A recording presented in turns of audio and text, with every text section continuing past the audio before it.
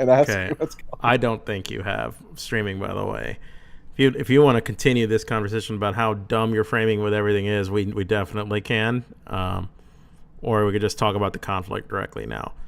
But for those just on. tuning Okay. in, this motherfucker can't help me to put a title on the video. It's like, oh, are we just talking about the war? Are we talking about the history? And it's like, motherfucker, it's a whole umbrella. Like, he has no advice for my channel. And how am I supposed to advise your channel? I don't know, tell me like what you want to talk about so I can title it appropriately. That would be like a good start. That'd be a good start. It's your channel. You're not wrong.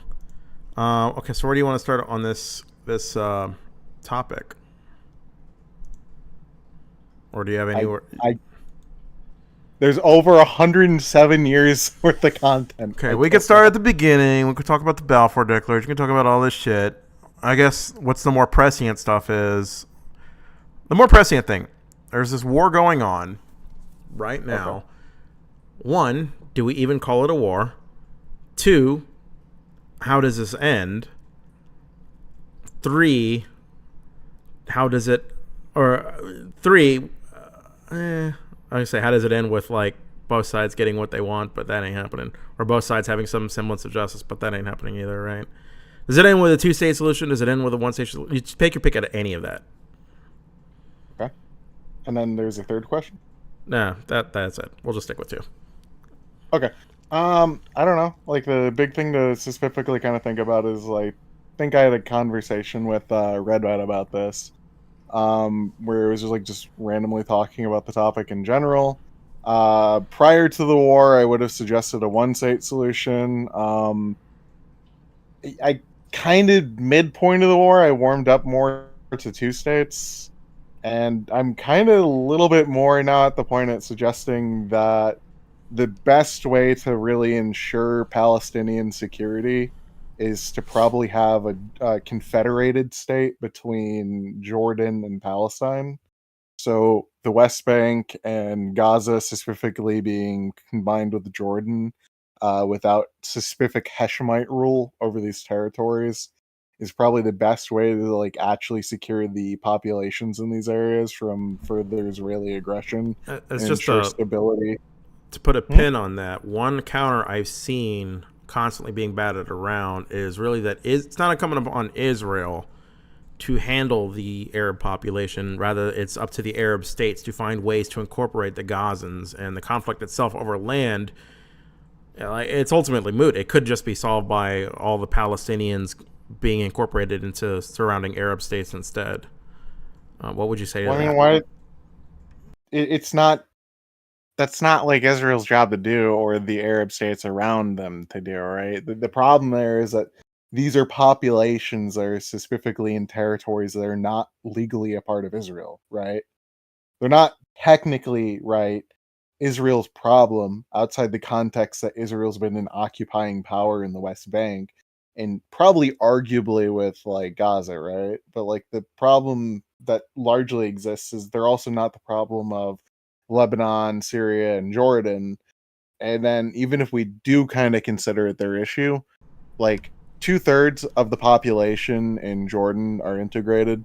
Most Palestinians in Syria and Jordan do not live in the UNRWA ran refugee camps, if you really want to call them that. I keep getting told apparently they're cities, but for some reason I wouldn't call them that. But for some reason, people don't like the idea of calling these refugee camps. But I mean, like, if you look at Lebanon, that's like probably the only example where they're not like fully integrated per se. Well, you would Like, say they don't have like.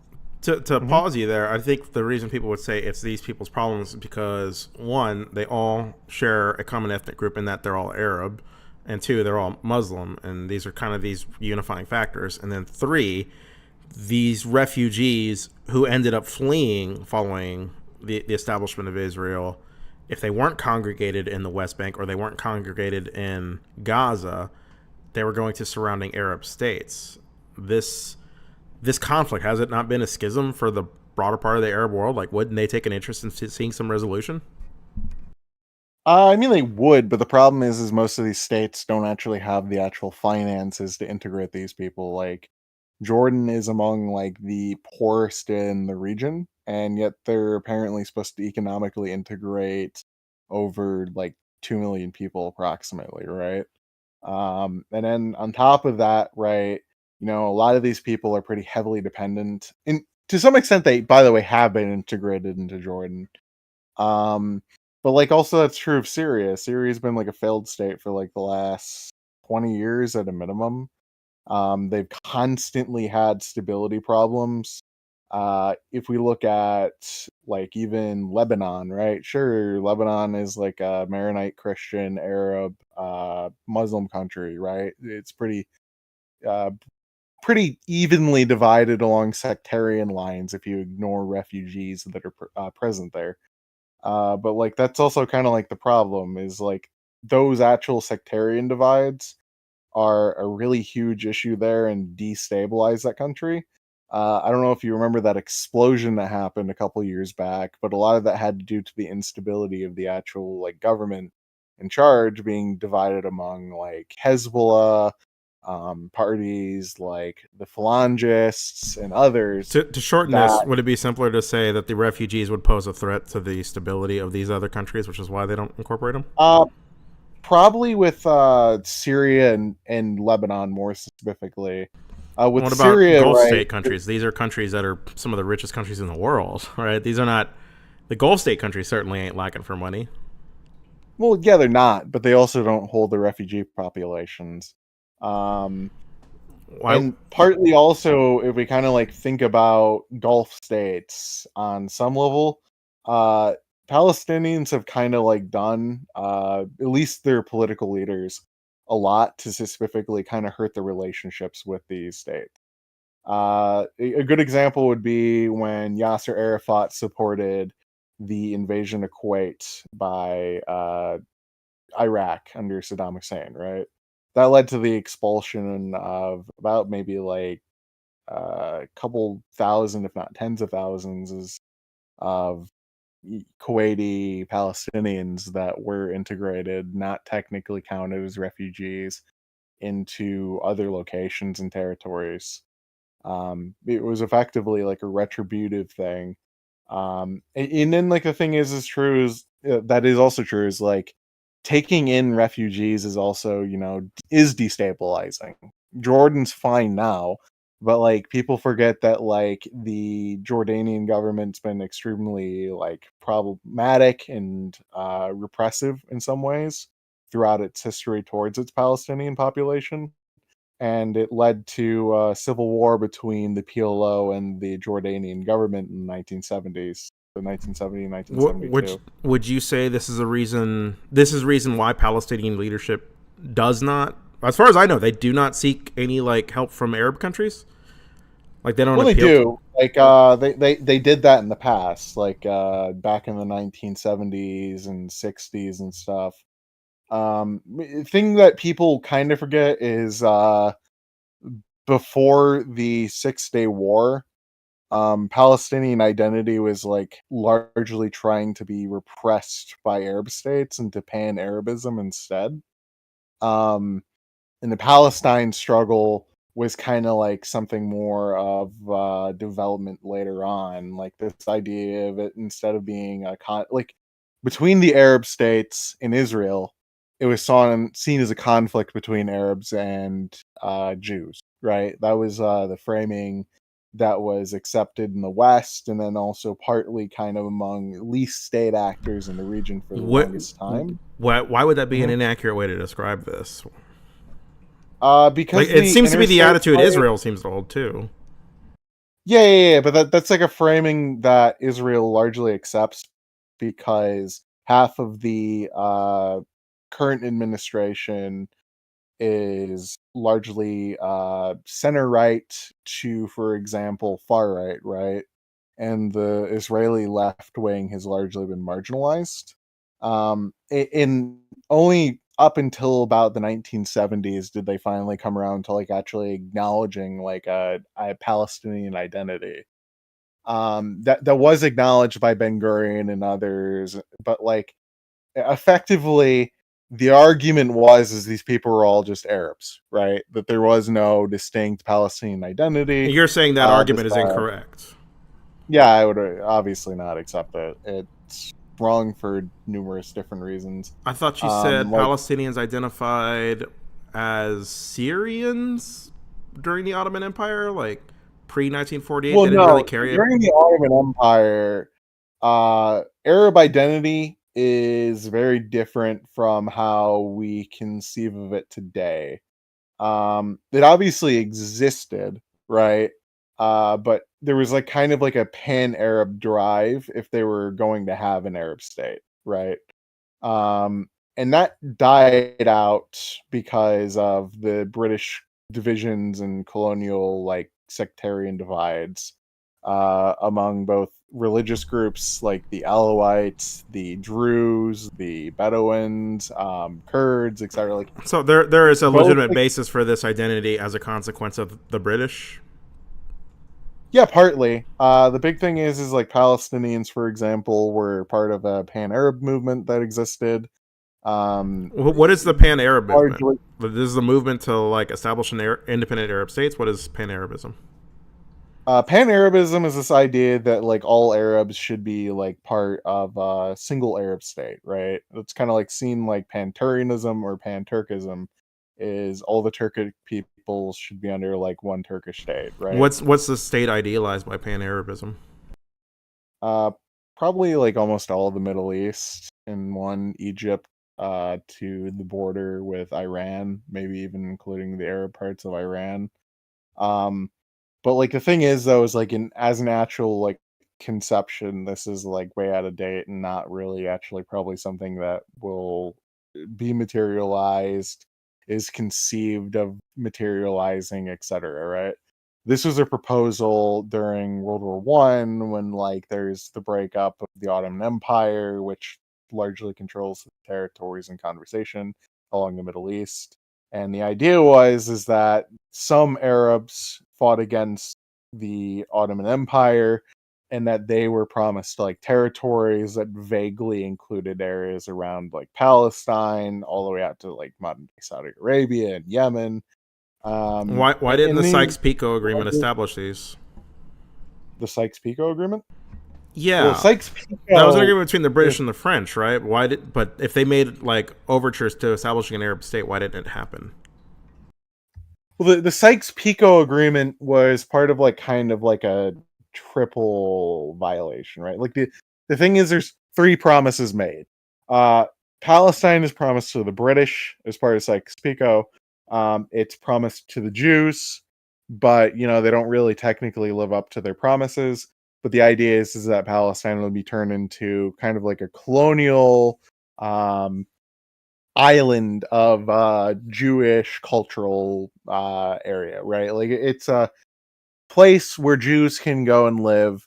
It's under the auspices of the British Empire, and that it's not really actually like promised a state. When people talk about how the Balfour Declaration established a Jewish state, that's not really true. It promised a quote national home for the Jewish people in that territory, and that's not sorry, that's not necessarily something that I think people really read into this very often, but like you can learn about it, for example, being understood that way is not promising entirely a state by looking at the correspondence at the time, where, for example, it's understood in a myriad of ways.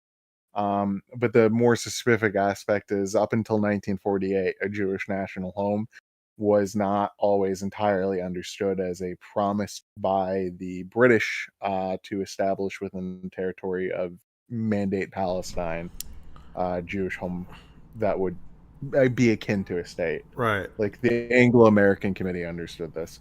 But then the third promise, though, is that they also promised it to the Arabs, right? The correspondence itself doesn't have a map. It's not entirely detailed, etc. But there's this idea that there's like a triple promise to this area that it goes to them, it goes to the Jews, or it goes to the Arabs, right? And so it's viewed because of correspondence that exists at the time, that both the Jews or, for example, the Arabs are both promised this territory. But the thing is, neither one of these groups really particularly live up to the promises that would effectively determine that both of these promises would be met. Does it make sense? Sure. Yeah, totally. There's no general Arab rebellion against the Ottoman Empire. There is an Arab revolt, but it's not like a actual existential threat. And then the goal of the Balfour Declaration was hoping that, for example, Jews in the United States would be more militant on advocating for the United States' entry to the war. That obviously didn't happen. And then also supporting it did not lead to, for example, a lot of Jews joining the war in the Russian Empire. Because they thought by supporting this, it would encourage Jewish support for, the war. Let's shift gears then to the modern conflict. I think at the top of this, I asked if like it should even be considered a war rather than a special security operation. I don't know. Like the criteria for what constitutes as a war seems to have shifted with time. After World War II, you don't really have countries declaring war anymore. Is this a war? What do we call this conflict? I think war is fair. Some people are calling it a genocide. Obviously, the thing to kind of note is that in scholarship, right, people understand that largely there is an overlap between these two things. It's not What really scholarship is easy an to overlap always, between genocide and war? yeah, Okay. yeah, and in the social studies and stuff. Especially with genocide studies, there's a growing understanding, for example, that genocide largely takes place within the context of either counterinsurgency or specifically wars. Largely also within the context of like ethnic conflicts. And then let's take it to the next logical question from there. Is this a genocide? Is the treatment of the Palestinian Arab population in Gaza by the IDF or the Israeli government, does that constitute as a genocide? I wouldn't call it genocide personally. Why? Which criteria does it not match? The problem that I think exists is everyone's kind of like thinking of genocide in terms of a targeted killing of ethnic group. Like, but the problem is that you need to be able to establish a type of special intent against a group, right? If you look at the Genocide Convention, it has intent to destroy. This needs to be demonstrated through a specific intent to destroy a group, and it needs to be of a scale that does like irreparable harm to a substantial portion of the group. I, And I I don't think that Israel's you trying to don't think destroy a this substantial conflict? portion of Well, wouldn't this conflict now constitute a substantial harm to Gazan Palestinians? Like it seems like um that's irreparable technically at this any point. Like war. I don't think they're coming back from this. It's pretty irreparable, right? Like their whole Yeah, but I area is don't. The destroyed. thing you gotta understand is that like any type of war that specifically does not have the capacity to really remove the population from harm's way is always going to be this way.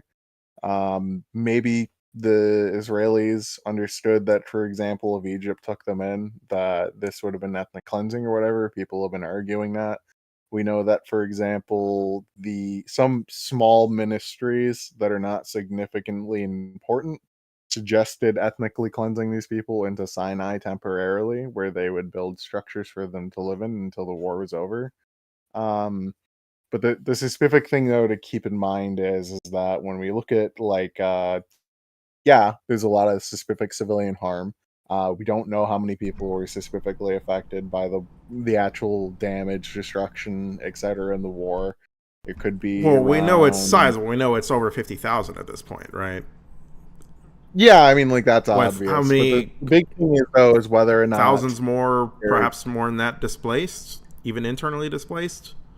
Well, I mean, internally displaced is about the same number of people that actually live in Gaza. It's a pretty substantial number of people. So this conflict's Um, upshifted the entire population then.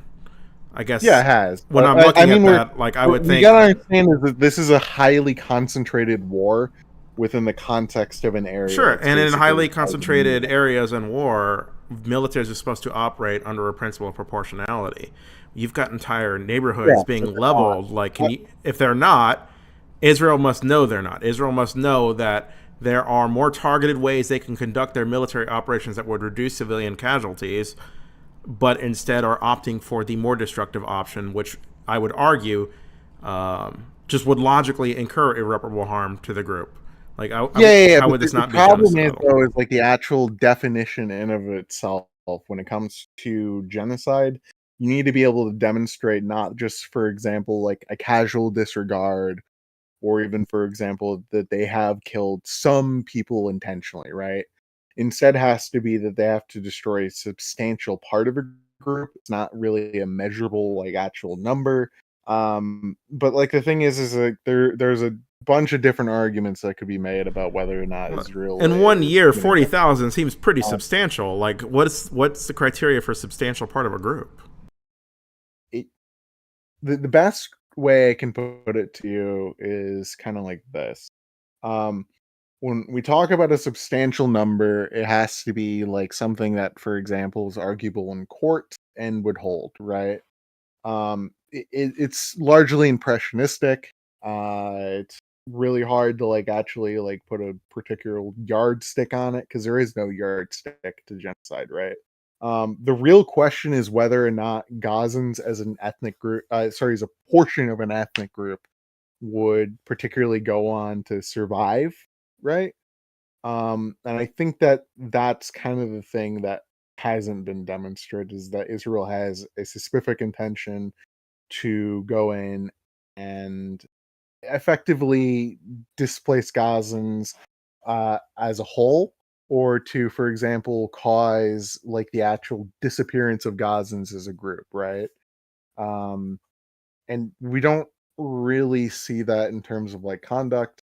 Uh, you could argue, for example, that like yeah, there's a lot of different ways in which Israel could have reduced civilian harm, but really when it comes down to talking about that, we're talking about things that are escalating types of crimes. There's war crimes that could be a general explanation for a bunch of different acts that have taken place. If these acts of war crimes all coalesce into like a strategy of targeting civilians, even if it is on a large scale and number, it could just simply amount to war crimes. Sorry, not just war crimes, but crimes against humanity. But when we talk about genocide, we're talking about a largely restrictive concept that's not very useful or helpful, and largely just kind of like needs to demonstrate an actual intent to wipe out a group, right? I'm curious. Um, If mhm. going by this, if Israel has conducted this war the exact same way, but somewhere in a desk somewhere is Netanyahu writing a memo, all of this is to get rid of the Palestinian Arabs from Gaza, would it then constitute as genocide? Would that demonstrate intent? Well, yeah, but that's like a smoking gun, right? The big thing is a question of pattern of conduct. No one thinks anywhere, at least to my knowledge, that there is an article saying we're going to annihilate these people, Yeah, no, right? no, no. That's what. But what I'm getting at is it seems like intent is the only variable that's really relevant here, and so long as you don't It is, intend to but kill them like all, that's making a difference between a byproduct and not. I mean, there's a lot of things that can have like a genocidal outcome and not particularly be so it's like genocide, a right? manslaughter murder kind of distinction here. That's one way to consider it. You gotta understand it's a legal term, and legalese is usually dependent on if it's like an international crime or, for example, like say trying to discern first, second degree murder, etc. Like, um, well, you judge all these things morally, differently, right? If someone killed someone on accident with a vehicle accident, right? Like someone accidentally hit someone with a car versus Jeffrey Dahmer, right? We usually draw a moral distinction between these two different things, right? Well, While for with, the for case of example, genocide, there's a legal distinction. That's what you're saying is drawn. That so long as that intent element is not present, it's not a yeah, it's a genocide. really hard and difficult to prove concept. If we look in terms of pattern of conduct, it needs to be the only reasonable inference. So like they'd have Some if they people, like accidentally killed every Palestinian Arab, right? No intent, they just did that, and then it's like, okay, well, then we can make a it wouldn't reasonable be done by inference, them. huh? No, it wouldn't be. It wouldn't be if they're accidentally killing people, right? That would imply there's a reasonable doubt about the targeting of the group, Well, right? accidentally The killing actual 100% is what I'm saying. Like, I think the big criticism here is the negligence by which they carry out their military operations. Seems obvious that it's going to maximize civilian harm. It's like the same shit terrorists do. Like you are hitting civilians, right? Yeah, and the thing is, the legal concept doesn't really include outcomes, right? Like genocide in and of itself is a described crime, both in international law and even in Lemkin's conception, wasn't just like something that was outcome wise.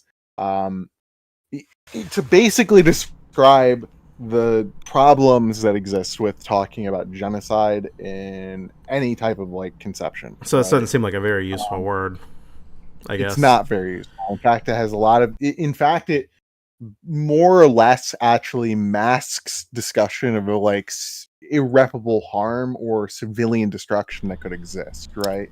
Real Um, quick, I got a question from a you could chatter. have. Hmm? I have a question from a chatter. Are you good for a question? Yeah, I don't care. Young Chino wants to know what your thoughts are on the relative risk ratio used by Ave Bitterman. Are you familiar with this? Oh, I think I've talked about this before. Basically, there's this medical type equation that's used, right? And say it's cancer patients or smokers or etc. There's some subgroup within a population, right?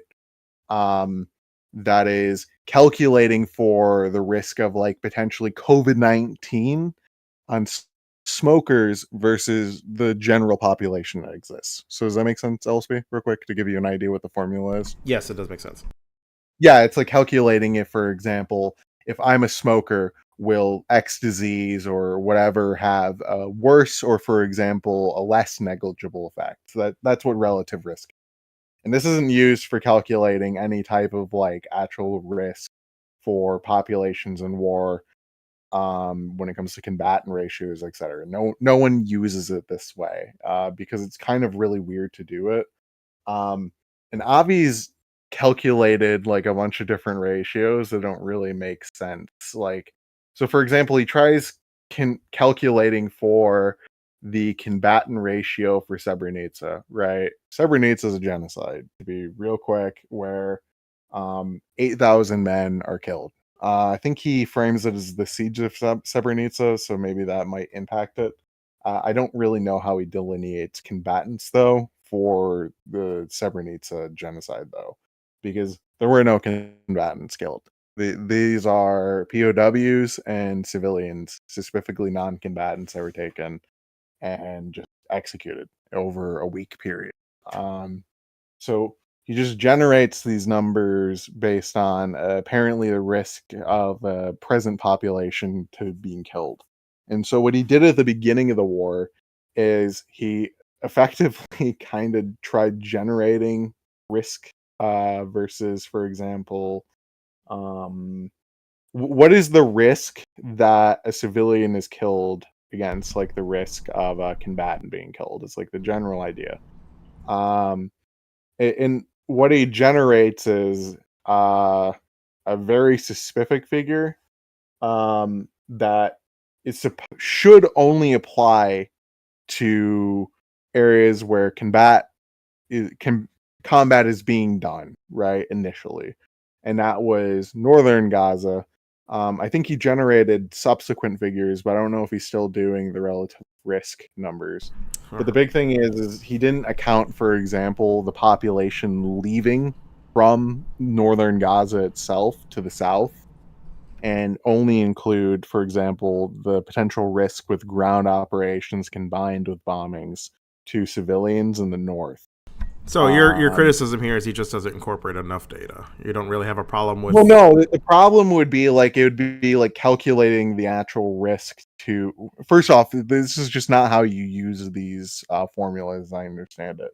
How do you Um, understand how they're but used? it would be like, for example, if I was calculating the risk to civilian harm from Mosul, while including all the people who left Mosul during Operation Inherent Resolve. Because, there was a corridor for civilians to leave with Mosul Yeah, that allowed civilians to leave, or Fallujah, or a just bunch of to other. to make an observation here that might be a bit Mm-hmm. like on the nose. The Mosul conflict only killed like the battle itself lasted months.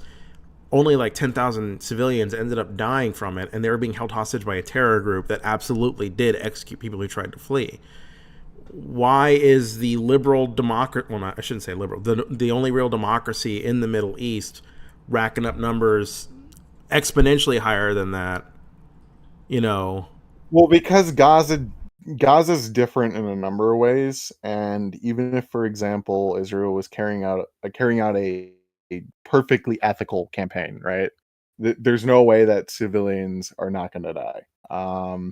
Sure, but That's kind of Mosul's why a they did. city of like 2.5 million, 3 million people, and you have far fewer deaths in a very similar time span. Like, Correct. Civilians had a capacity to leave, and that's kind of similar, for example, with like Fallujah or any of the other examples that we could think of, right? Like Fallujah is not completely fixed to this day. There are still buildings that have damage, bullet shots, etc., going as far back to the first time that, for example, there was a conflict in Fallujah, I think in 2003, right? And we fought there in 2004 too. There were two battles specifically, and a lot of those buildings, etc., are not repaired. Some of them are, but not all of them. So there's like long-lasting damage that comes from a lot of these specific conflicts. But one way to actually ensure civilians are protected is to remove them from the actual area there's going to be combat at, right? does this mean One thing Israel is responsible for opening a refugee corridor? Like, should they be doing that they then? should have done this, right?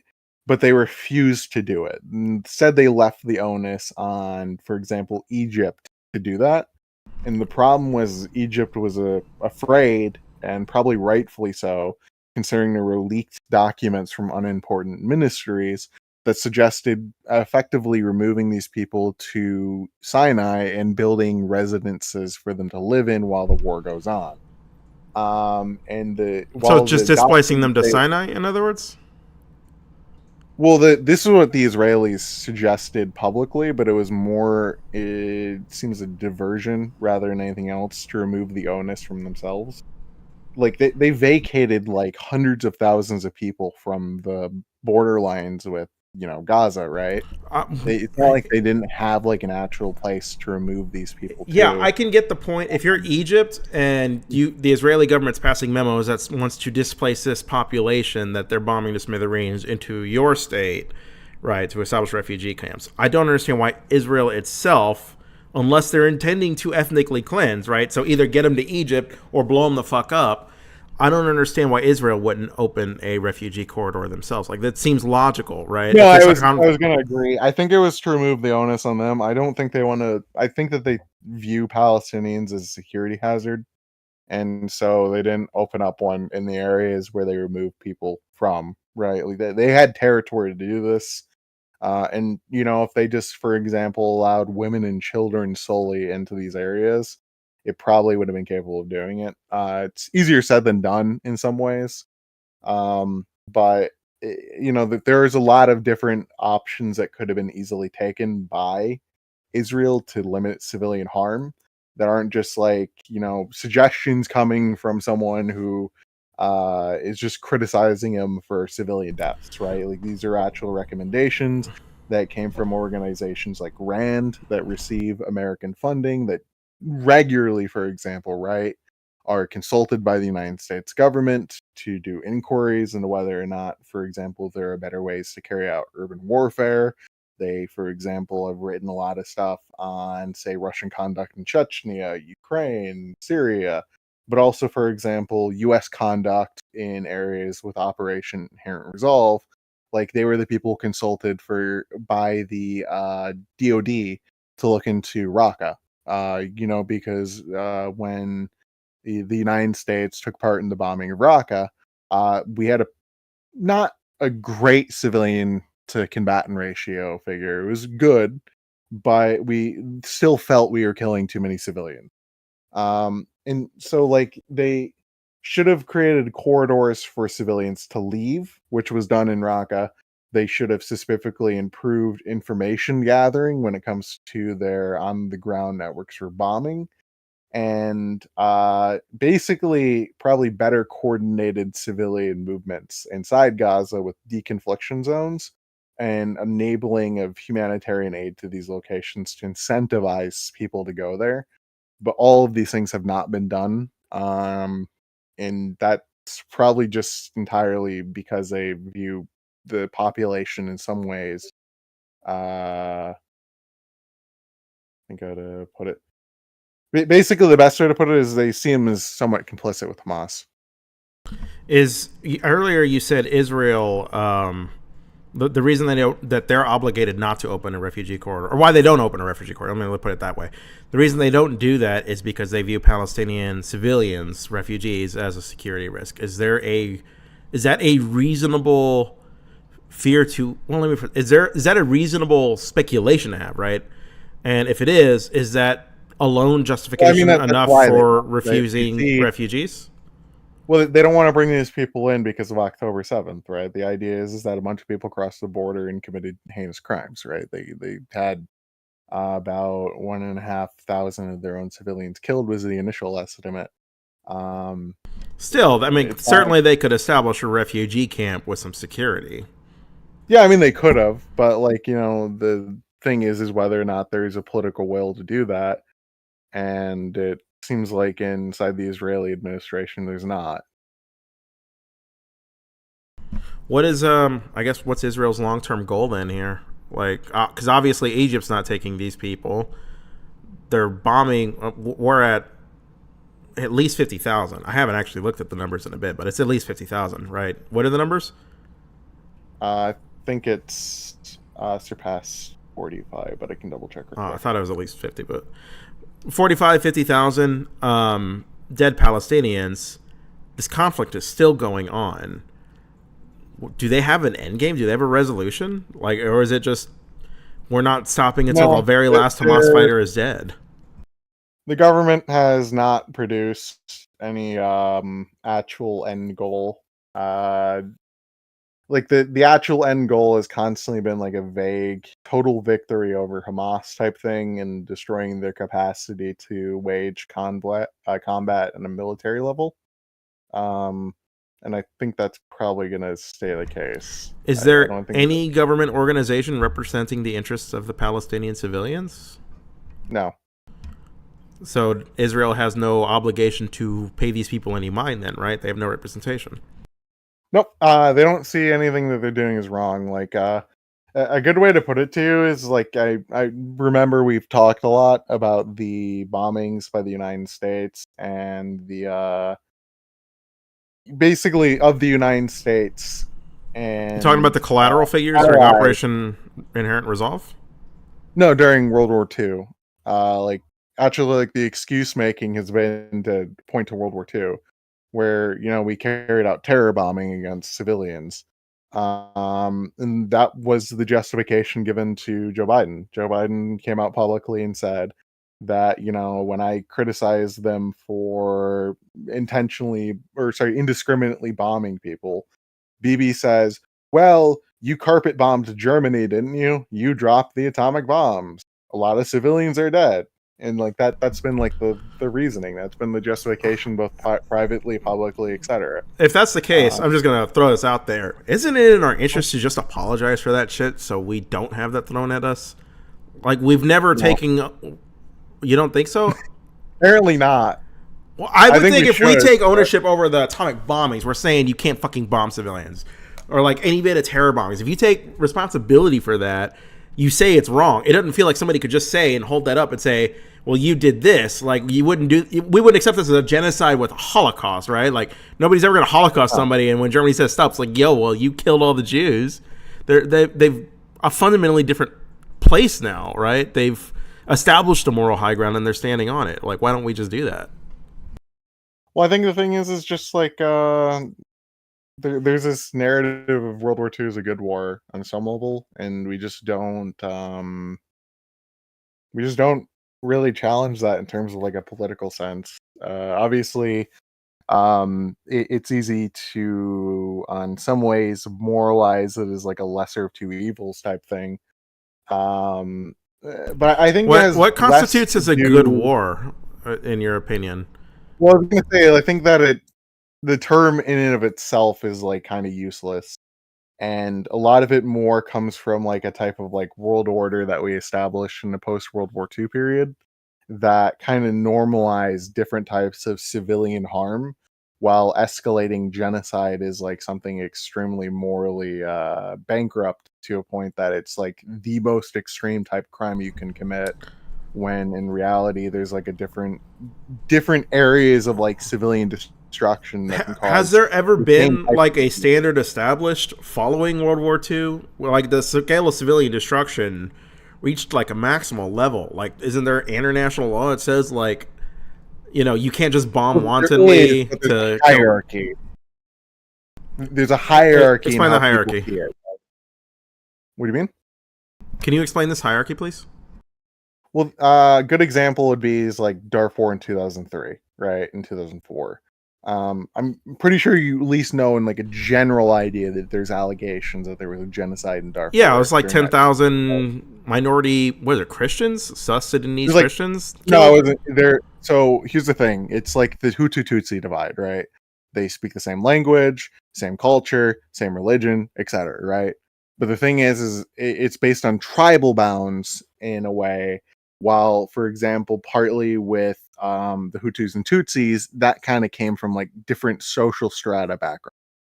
So the genocide in Darfur has a background between relationship between Libya under Gaddafi and Chad. And in the 1980s, there was a war between these two states. And then there was also, for example, Sudan, which had a famine in 1988. And so the big thing is Sudan is a largely Arab country. The South is Christian, but everyone largely in the North in modern day Sudan is Muslim. Okay. And so the Arab tribes along the border with Chad are viewed partly as a security threat. But the other part of it is while, for example, they're largely indistinguishable by this point from Arab tribes in the region, they racially look the same way. They all basically speak Arabic for the most part at this point. There's very few tribes that continue to keep the old tongue. Um, they all, for example, have the same customs effectively at this point, etc. It's a largely impoverished region, right?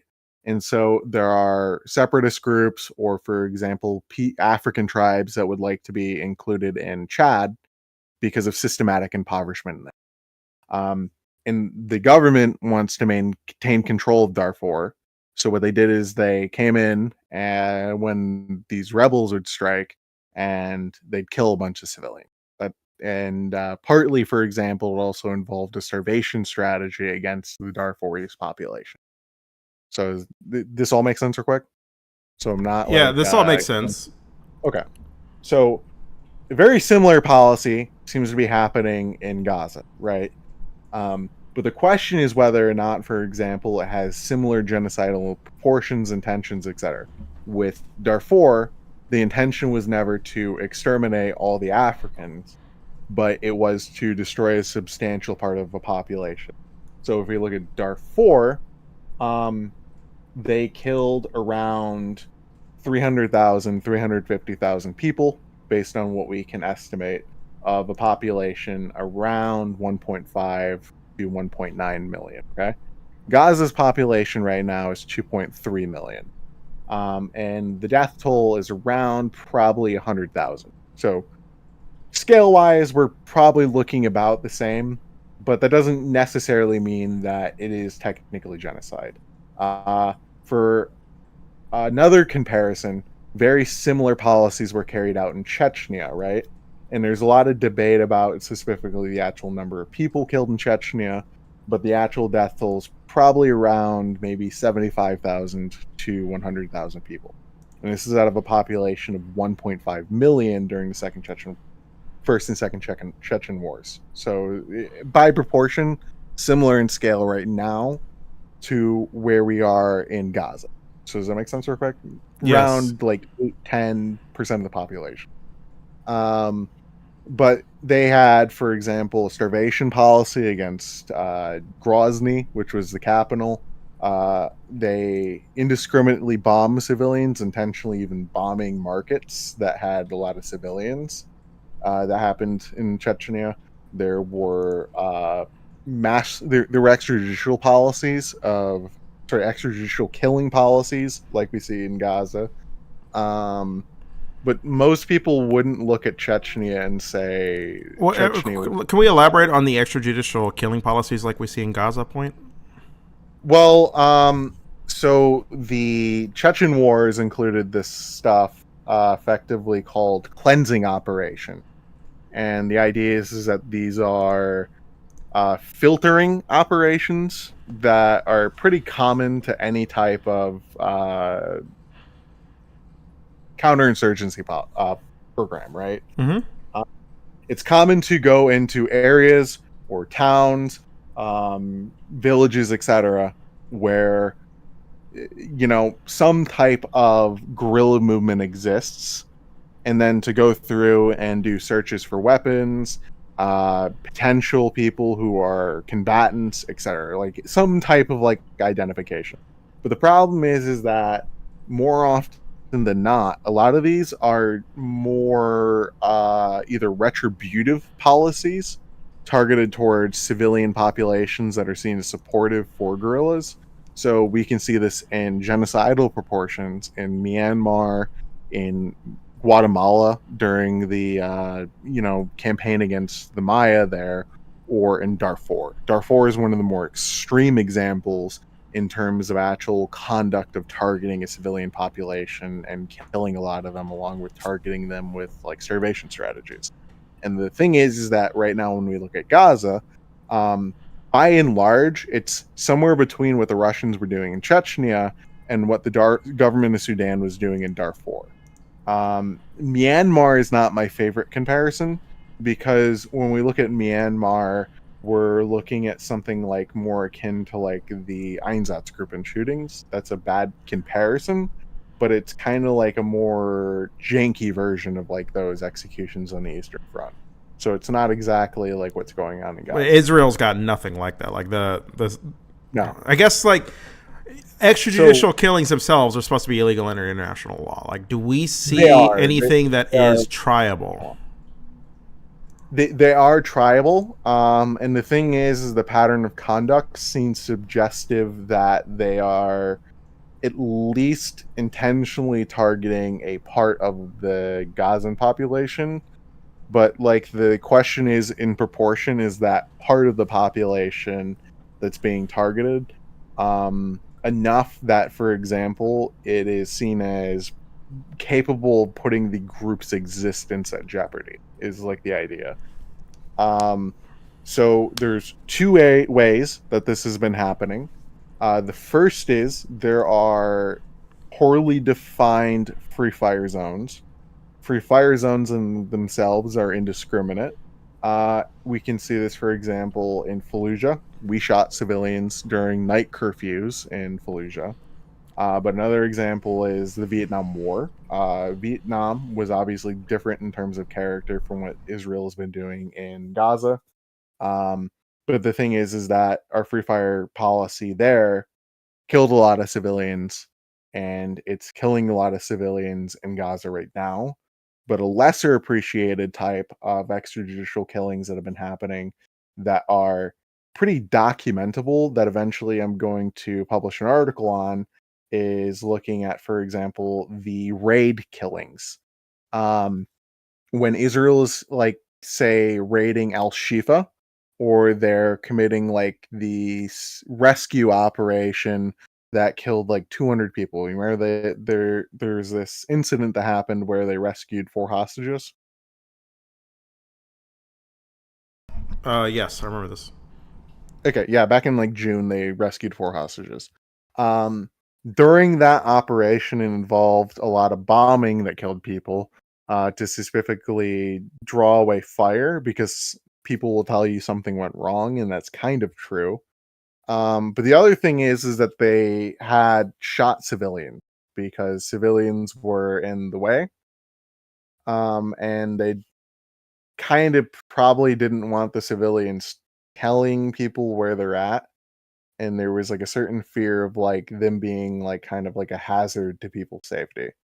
And that might sound ridiculous because during this, for example, there was a point in which they had to temporarily take civilian hostages that they had rescued, about like two people, I think, into a man's house, and they shot his kids or grandsons. I can't Like remember which execution exactly. style? Like they just went in? Like how did they shoot They them? went in, and they shot the kids. I don't know the exact context in which the kids were surrendering or whatever, because there's no witnesses. It happens off camera, but you can hear while they're entering into the house that they effectively give an order that the kids are supposed to do something, like, for example, get up against a wall, etc., to try and say control the situation. And then the two kids that get shot.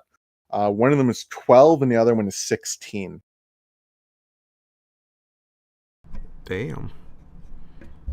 Yeah, It's an odd question, but do you think war would be better if like we required soldiers to wear body cams? I mean, they wore body cams. That's the thing. That's how we know they got They shot. just turned it off Uh, though. I thought you said they weren't recording.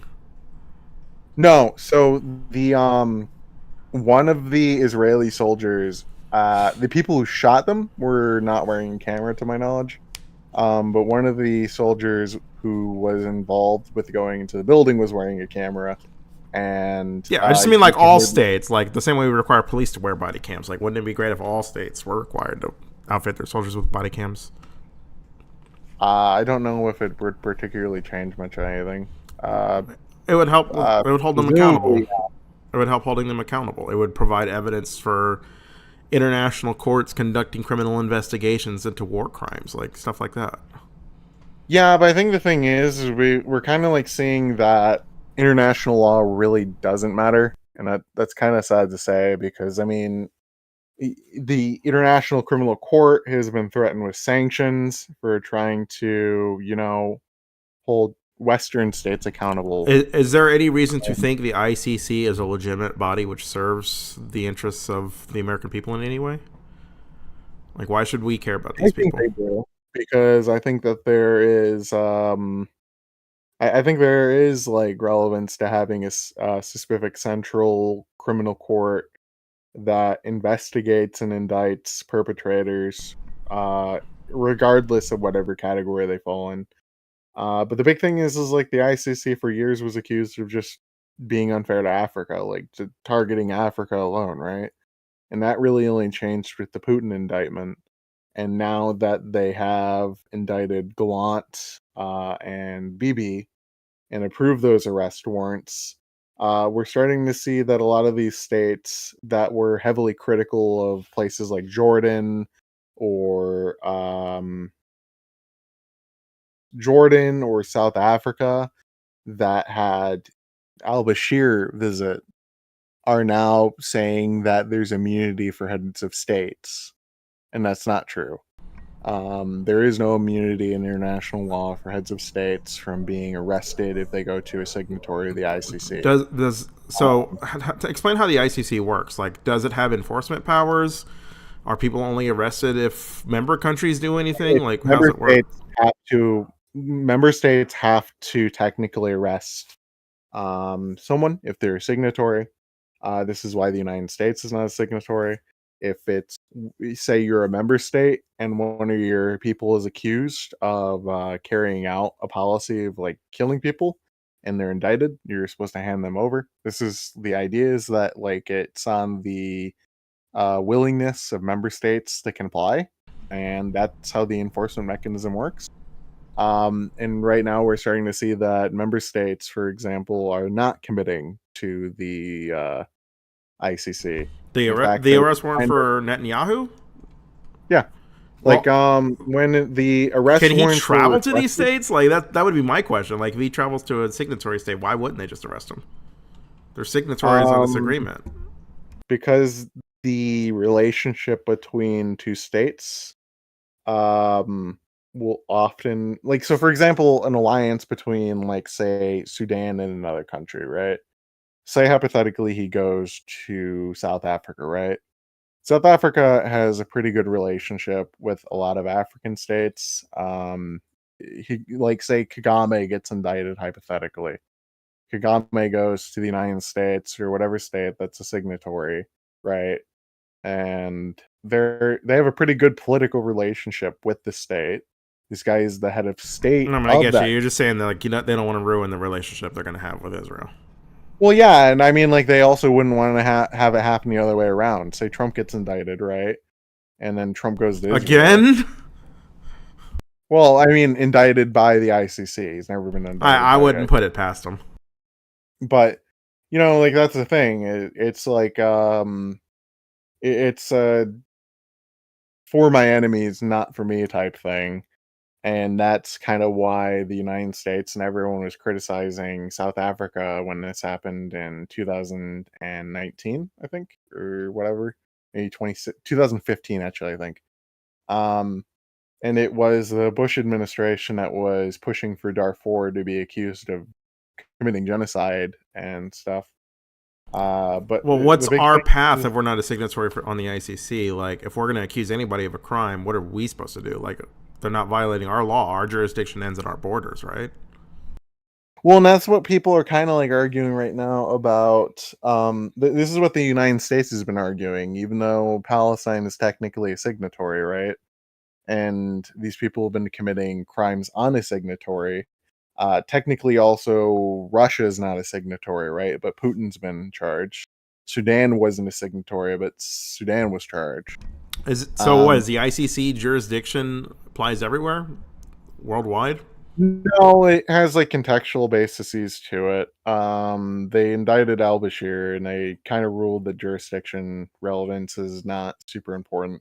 The big thing with Israel Palestine is that they don't have jurisdiction within Israel, okay?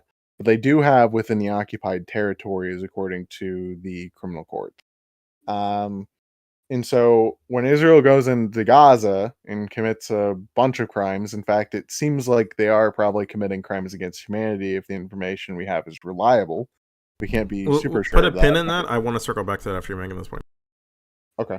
But the key thing is that they do have jurisdiction within Ukraine. They do have jurisdiction within, for example, the Israel-Palestine territory. I think Sudan's a signatory, but I can double check. Or was a signatory. Uh, I'll check.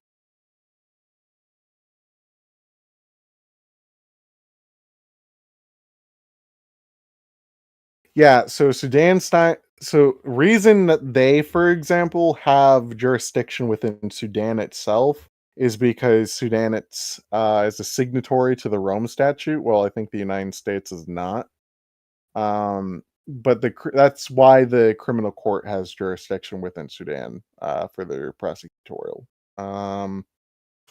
But anyway, the specific thing to like kind of keep in mind though is it's like a rules for me, not for you type thing, Yeah. and Well, I'm that's wondering kind if of the that's problem why with Israel is not. able to. So here's the way I'm looking at it. Israel, what do we got? Starvation as a weapon of war. Like if I'm like listing the things Israel does that would constitute as war crimes, Mhm. or the use of white phosphorus, or fuck, did they have they struck refugee sites? Well, I feel like they have, right? white phosphorus use in and of itself is not technically a war crime. In the context It's a they were war using crime. it was right. It condensed in urban centers as a chemical agent, not as a smokescreen. Uh, I mean, it has a chance of harming people, and the likelihood of harm is specifically the question on whether or not it would be a war crime. If they used it in an area where there was not a substantial number of civilians and they had that understanding, then it probably might not have been a war crime. I gotcha. But if it was used, for example, to target say enemy Well, combatants. let me just say questions of war crimes, right? Like there's legitimate questions about whether or not war crimes have taken place, and I'm when I like see I would these. say war crimes have, but yeah. Okay, well, when you see these standards being selectively enforced, I think about like Nuremberg, and Hmm. you know, it kind of makes it seem like it's victor's justice. Like pre Nuremberg, is there such thing as a crime against humanity? Right, like genocide is a crime invented for the Nuremberg trials, right? No, And it's not. It was invented after. The Nuremberg trials never used the term genocide. It was used in an indictment, but it was never used for Nuremberg. what Um, what were the crimes? I guess like because everything Germany does is legal under German law. It's legal, you know. well, How do I put it this the way? thing is that technically war crimes were committed, and there's a lot of problems with Nuremberg and how it existed in terms of law at the time. What I'm getting at is why does Um, Nuremberg have legitimacy but the ICC not? Like if uh, ICC's job is to hold Israel accountable for war crimes and they issue warrants, why can we thumb our nose at them and say, well, you know, you're not a body I need to respect, but Nuremberg was. Like it makes it seem like it's just victor's justice. Nuremberg is victor's justice, and the thing is with the ICC is it's not per se really that. But there is like obviously politics that plays into what the ICC can do. I mean, the United States provides a lot of money to the United Nations. We host the United Nations primary building. And sure, the ICC is technically in the Netherlands, and they can't prosecute Americans. In fact, I think we even have a law in the United States that says if they ever are prosecuting an American soldier, we're supposed to technically invade the Netherlands. I don't know if you knew that. No, I didn't. I'd like Um, to see that. Tell me about that. I'm thinking of like all sorts of instances, dude. Like the Haditha massacre. The ICC existed during the My Lai massacre, right? no, When did I the think it's ICC start irrelevant. to exist? When the Rome Statute was passed in 1998, I believe. Okay, the Haditha massacre happened after that, right? U.S. soldiers killing a bunch of like Iraqi civilians in retaliation for an IED they ran over, right? Yeah, but I don't think that they have jurisdiction in Afghanistan or the United States. How does their jurisdiction apply? Like, why would they not have jurisdiction in Afghanistan? Well, by the way, it's Iraq. Why would they Because not have jurisdiction in the Iraq? need to be a signatory that they need to be a signatory of the Rome Statute, or at least Is ratify it. Israel a signatory of the Rome Statute? No, Then the ICC law wouldn't apply to them anyway, right? within Israel's territory, but that's not true. For example, to technically they don't have an obligation to hand over the population, right? They don't have an obligation They just to agree not hand to over. extradite. Yeah, they don't have to extradite BB. Technically. But the thing is that they can be indicted because all the crimes that are relevant to what they're indicted for happen within a signatory's territory, right? So, say the Palestine? United States What's the goes signatory's to France. territory? Gaza? Well, yeah, because it's part of the occupied territories. The occupied territories are part of Palestine. Palestine is a member of the ICC and Rome Statute. How? So, Like, any claim they're not even a against them state. are How would they be relevant. a member?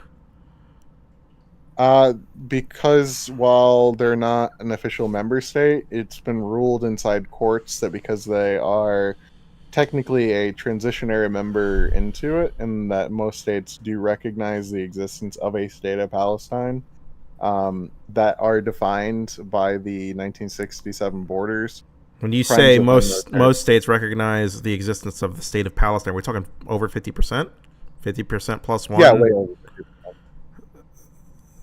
I guess where do they envision this territory being?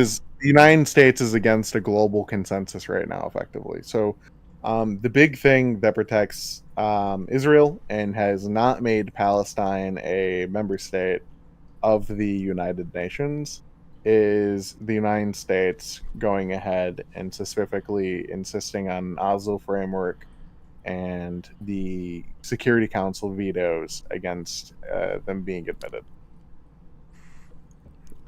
Okay. What do we have an official policy towards Palestine then, other than Yeah, they fuck have them? to negotiate a state with Israel Oh, okay. So under our a U.S. policy framework. is like you don't get a state until you and Israel go to a table together, Yeah, basically until Israel and them sit down and agree on the boundaries of a state. which is not happening. Yeah, and it's not going to happen because the United States has not put its foot down when it comes to actually like forcing negotiation. Okay. What do you want the United States to do to put their foot down? Um, I don't really know at this point. I kind of think that like the idea of giving Palestinians a state is kind of impossible. Why is that? Because the territory is so truncated by settlements. There hasn't been any political will since Barack's cabinet to specifically have two states. That consistently we've seen that Israeli actions are taken against these areas. That if, say, we even allow an independent authority to be established beyond the PA in these territories, Okay, this is I think depressing. you'd Is this regularly just see another way of fighting saying like for. it's hopeless? Yeah, it's kind of hopeless. I don't think that we.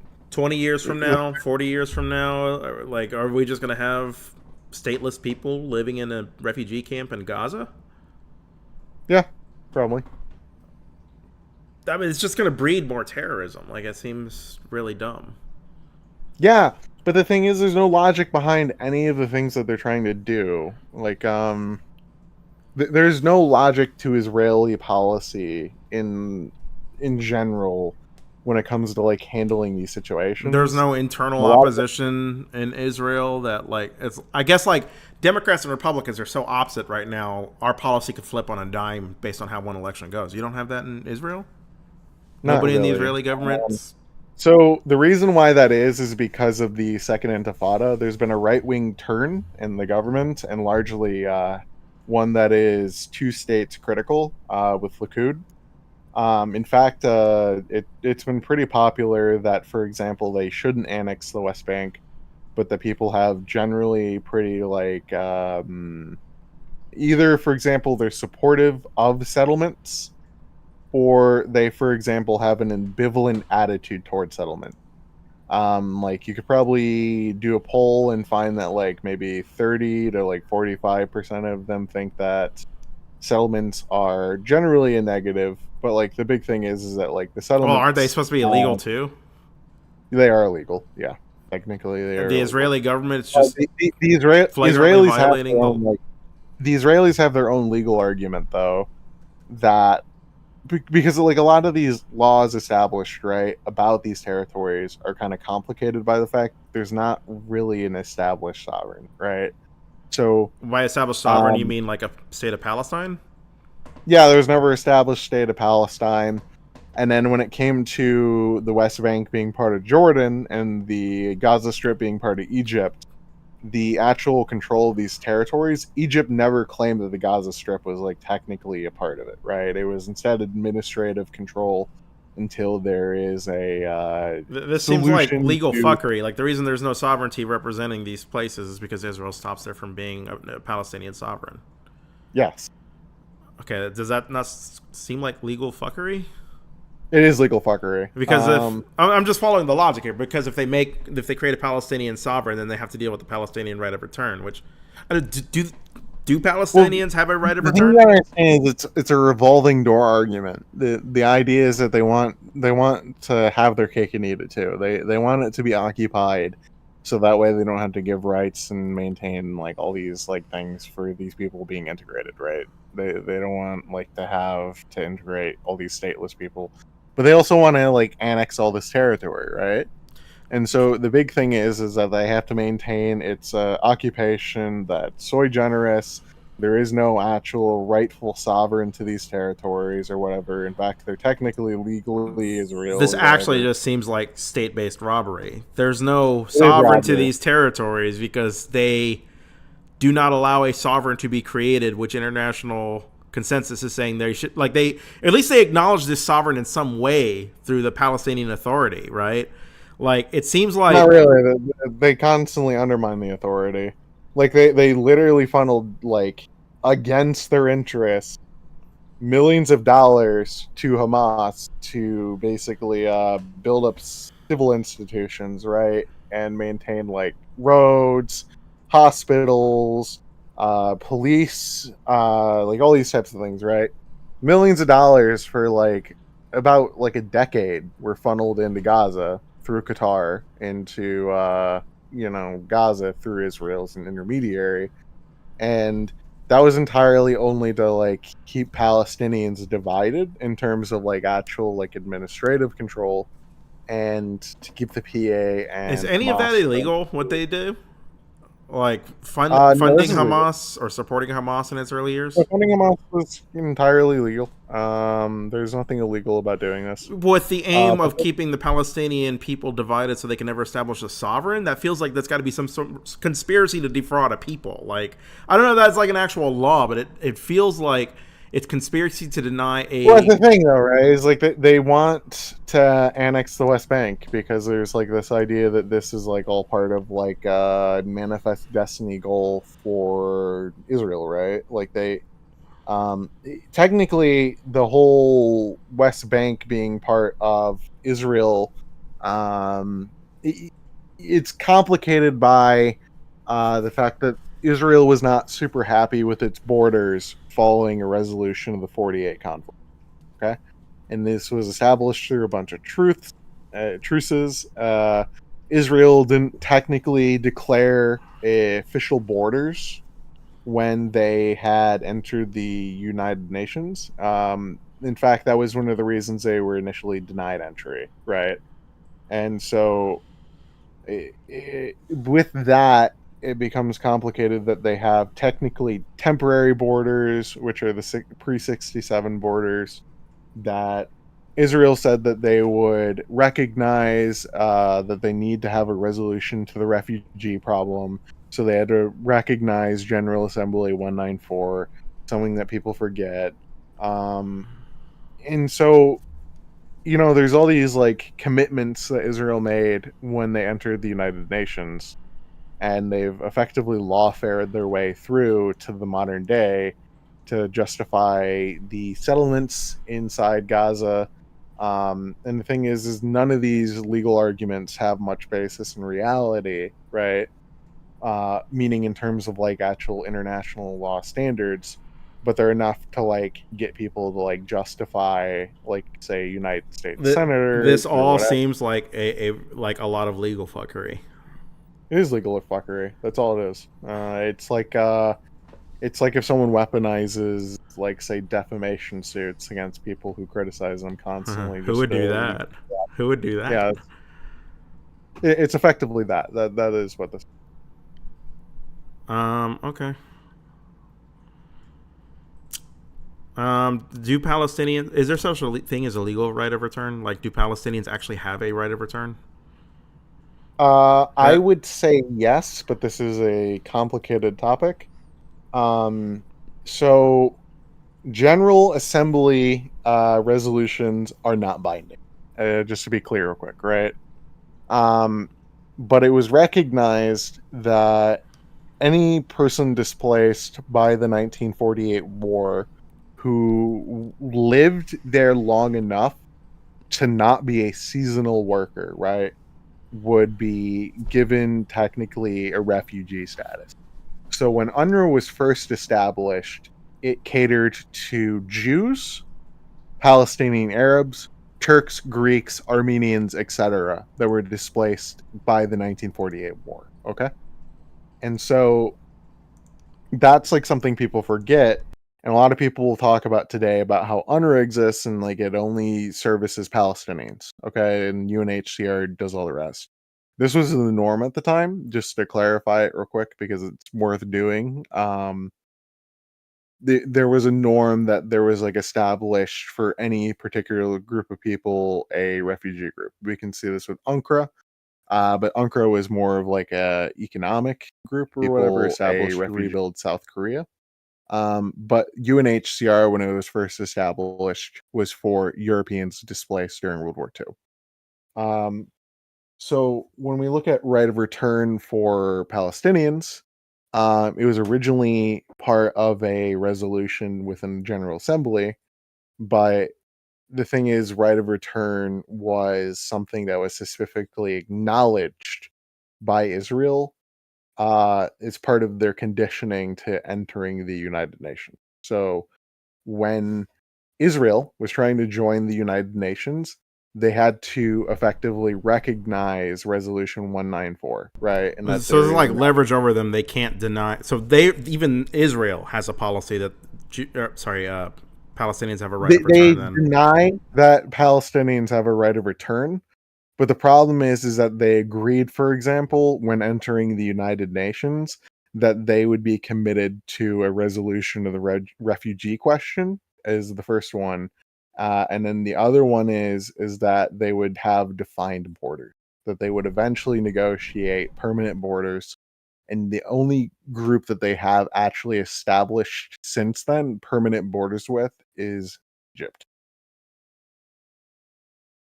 I'm sure they'll get around to it one day. Then Oh, I mean, they've annexed the Golan Heights, right, which are technically legally part of Syria. That was entirely without working it out with Syria. And the West Bank was originally part of Jordan, right? And now technically it is part of what is recognized as a future Palestinian state. And yeah, they're not negotiating anything there now. okay, I want to head in two different directions here. From here, I want to like split it off. And one, I want to discuss whether or not Israel actually is an apartheid state, by what definition they would be, and then after that, I kind of want to talk about the broader politics of this. So I'll leave it to you which one you want to discuss more right away. But that's kind of what I'm interested in talking about. So you want to talk about it being an apartheid state and then the wider politics. Like, what do you mean by wider I politics? mean, like, what the Trump administration is going to be looking at, where America is going to be going in the future. Like, we've Mhm. got, like, this is a little similar to like Vietnam War protests, right? We essentially had our election decided on an issue we really do not have a direct involvement in. Like some states are arguably lost to consequence of this, and then you've got these goofy ass college kids thinking they're making changes through their activism. You know, I it's don't think Gaza was damaging. that relevant. I think people feel it was relevant, but I don't think Gaza informed a lot of people's voting habits. Not even a place like Although I Michigan. do get what the Jimbo is. Not even in a place like Michigan. And this No, I election, don't think that. I bl- don't think because you got to remember is in Michigan, while for example Harris lost, she outperformed Joe Biden, if I remember correctly. Could be wrong about that though. Don't quote me on that. sure, but the other thing is that it was also close, right? Like Very the close, yeah. margins in all of these states were close, and when the margins matter, the marginals matter, right? Like if the margins are that close, Yeah, but swaying the just thing a few is even thousand if you voters over include this the issue. Arab vote that she lost, right, in Michigan, she still lost. Like even if we every Arab in Michigan voted for her, she still would have lost the state. Um, it's not just Arabs that are voting though. I mean, there's plenty of people who were Arab Yeah, but the adjacent in question is Michigan who like would be. how many white Americans are specifically influenced, for example, by disappointment with our foreign policy with Gaza versus, for example, maybe like say more domestic factors like inflation, perceptions of the economy in a Oh, I don't general deny that sense. all of that applies, but you can't Yeah. deny there's handedly thousands of voters that were persuaded purely on this conflict, or maybe not purely on this conflict, but this was like the top of their minds, right? Potentially. But the thing is I also know people, right, who voted in favor of like Harris, even though they said that they wouldn't be committed in that way, right? Well, also you got to There's consider the yeah, non-voters. but the Like thing is, like, actual measuring the impact of all these things is like super subjective, and it's really hard to actually know the actual it impact of it, right? is, but let's put on our thinking caps here.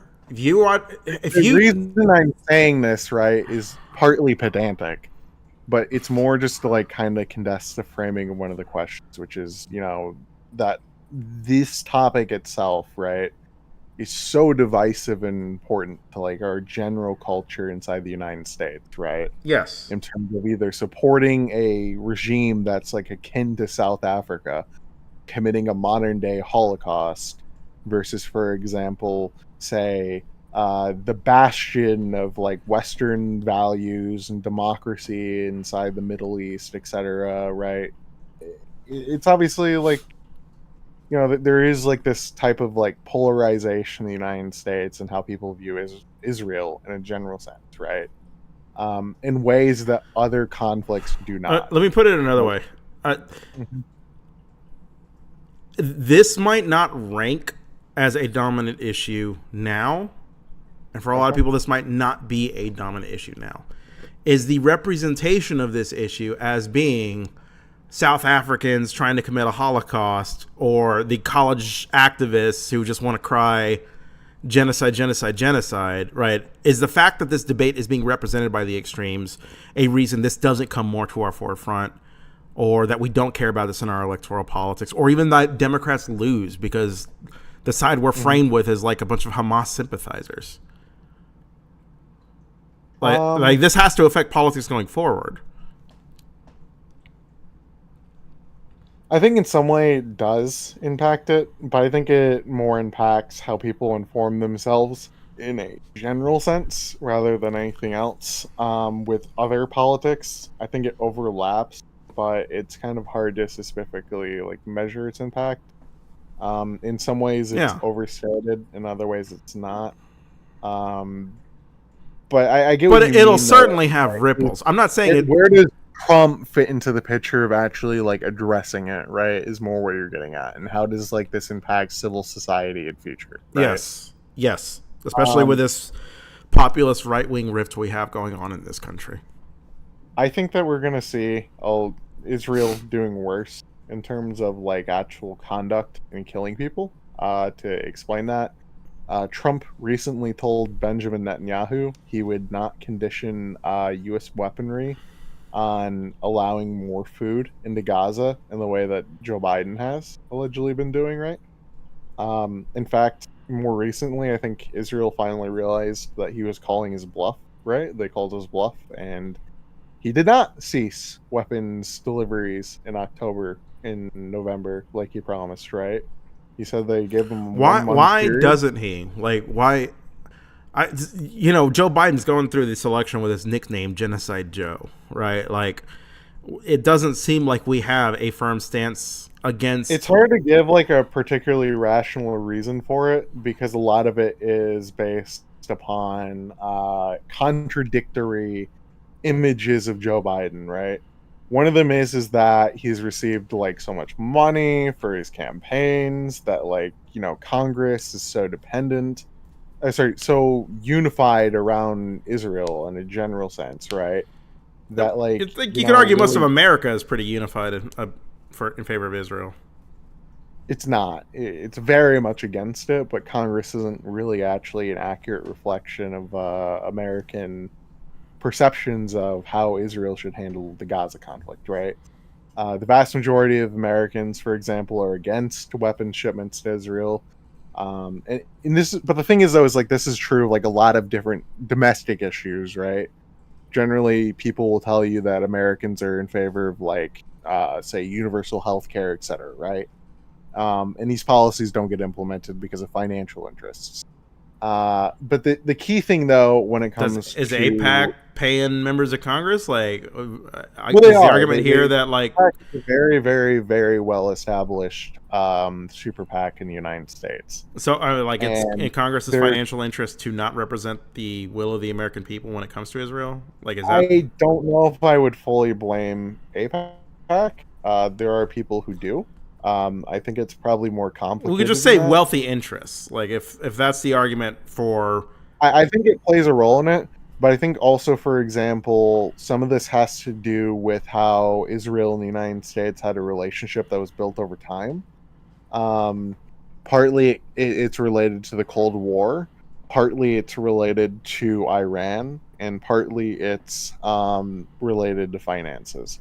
So one of them is a lot of these people have to try and represent people who helped them get to the place that they're at now, along with balancing financial interests that they have now, right?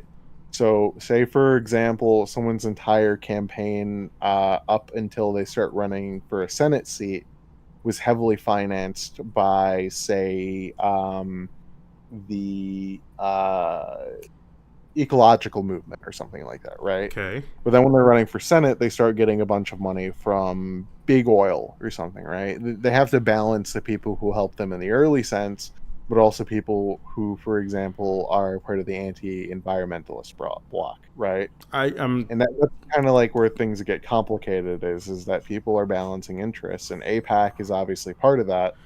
But it could also be voter constituencies like Jews in New well, York, I'm not sure Georgia. they are balancing interests. That's kind of what I'm getting at. Like Congress isn't doing anything. They don't have anything to say or do to Israel that is saying or demonstrating disapproval, even if their Well, I constituents think that do. that's That's not a balance of partly interest. That's because just of a shifted mixture of interests. reasons. I think it's because of a mixture of reasons, personally. Um, One of them has to do with APAC. APAC's like the easy explanation everyone will point to. It's kind of like, just for example, like say pointing to the oil industry and supporting a lot of these politicians.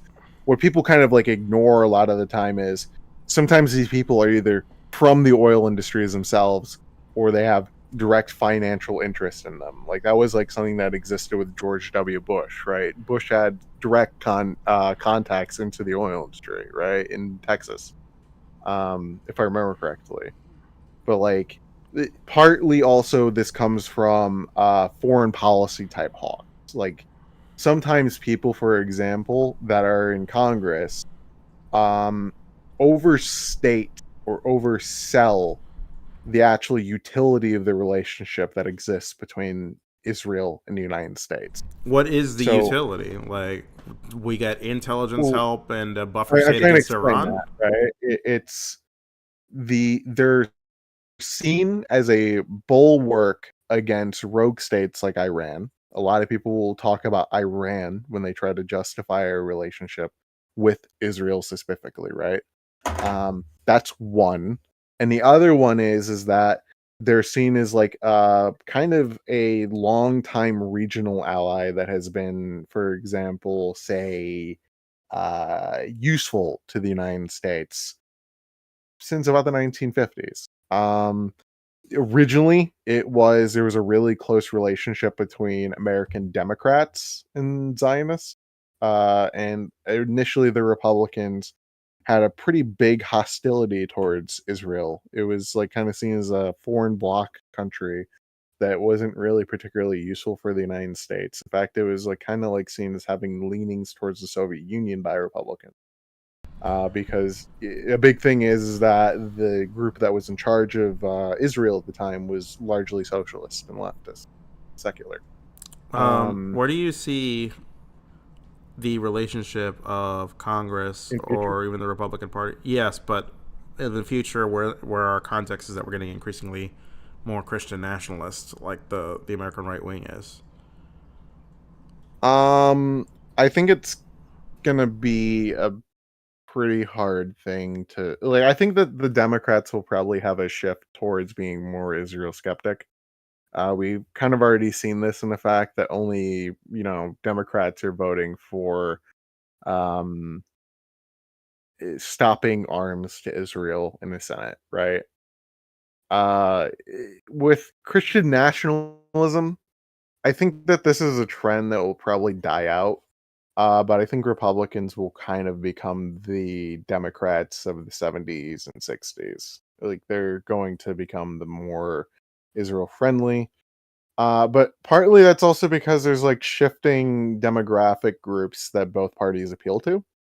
Um, I think the thing to kind of like look at is the shifting attitude in the United States towards a more skeptical attitude towards, pro-Israel narratives is really only a recent trend, and it's questionable about whether or not that public perception will remain.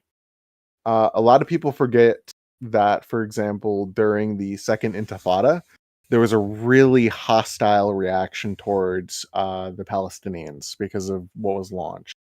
Um, so the first Intifada was largely like civil disobedience, with minor instances of insurgency. while, for example, the second Intifada was the exact opposite in picture. Does it make sense? It was like more of like a low-level war between terrorist groups Yes. and Israel rather than civil disobedience. And it involved suicide bombings in around the time that we were dealing with stuff like 9/11, the Chechen War, and a bunch of other stuff. It was the era of the war against terrorism in some ways, right? And that was a narrative that really fed into targeting Muslims. Like, this was the rhetoric used by the Russians to justify the Chechen War. Was it was a war against international terrorism, right? Trying to destroy Russia. And obviously, this didn't super resonate to the degree that it did after 2001. But things like the Intifada, the support for Saddam Hussein by the then representative of the Palestinians, um, Yasser Arafat, and a lot more complications that came with the Bush administration having the rally around the flag effect, really had public opinion on the side of being critical of the Palestinians again. Because the first Intifada garnered public sympathy because it was, this is around the time that South Africa is starting to transition away from apartheid. You got to remember, apartheid in South Africa lasted until the 90s. And there's a lot of questions being raised about treatment of the Palestinians specifically, that whenever they have civil disobedience, right, they're throwing rocks at tanks and tanks are shooting machine guns at them. So, or Northern Ireland, there was a comparison between them and Northern Ireland, even though the two are very Can different. can we touch on that, the similarities between the South African apartheid and the Israeli apartheid? I don't think they're that similar. In that, for example, the context in which both these things exist is not the same, right? When we look at South African apartheid, it came from a state that was established specifically to be a colonial enterprise that was economically beneficial for a foreign state. Couldn't While, for you example, claim similarities with the state of Israel? Like, it was specifically set aside by the British as a place for Jews. well, it was right, but it was just kind of like more to be a justification for maintaining a presence there rather than anything else, Well, right? I'm looking at it as a And colonial project. They get it from the Ottoman Empire after World War One. It is a place that that's is. true, but the Zionist project was always oriented towards one of two things. One of them was either the establishment of a Jewish sub-state within the Ottoman Empire, or the establishment of an actual Jewish state in a physical sense, right? That's not subservient to another state inside of Palestine. And the thing we kind of saw is, right, is they established a Jewish state with, you know, particular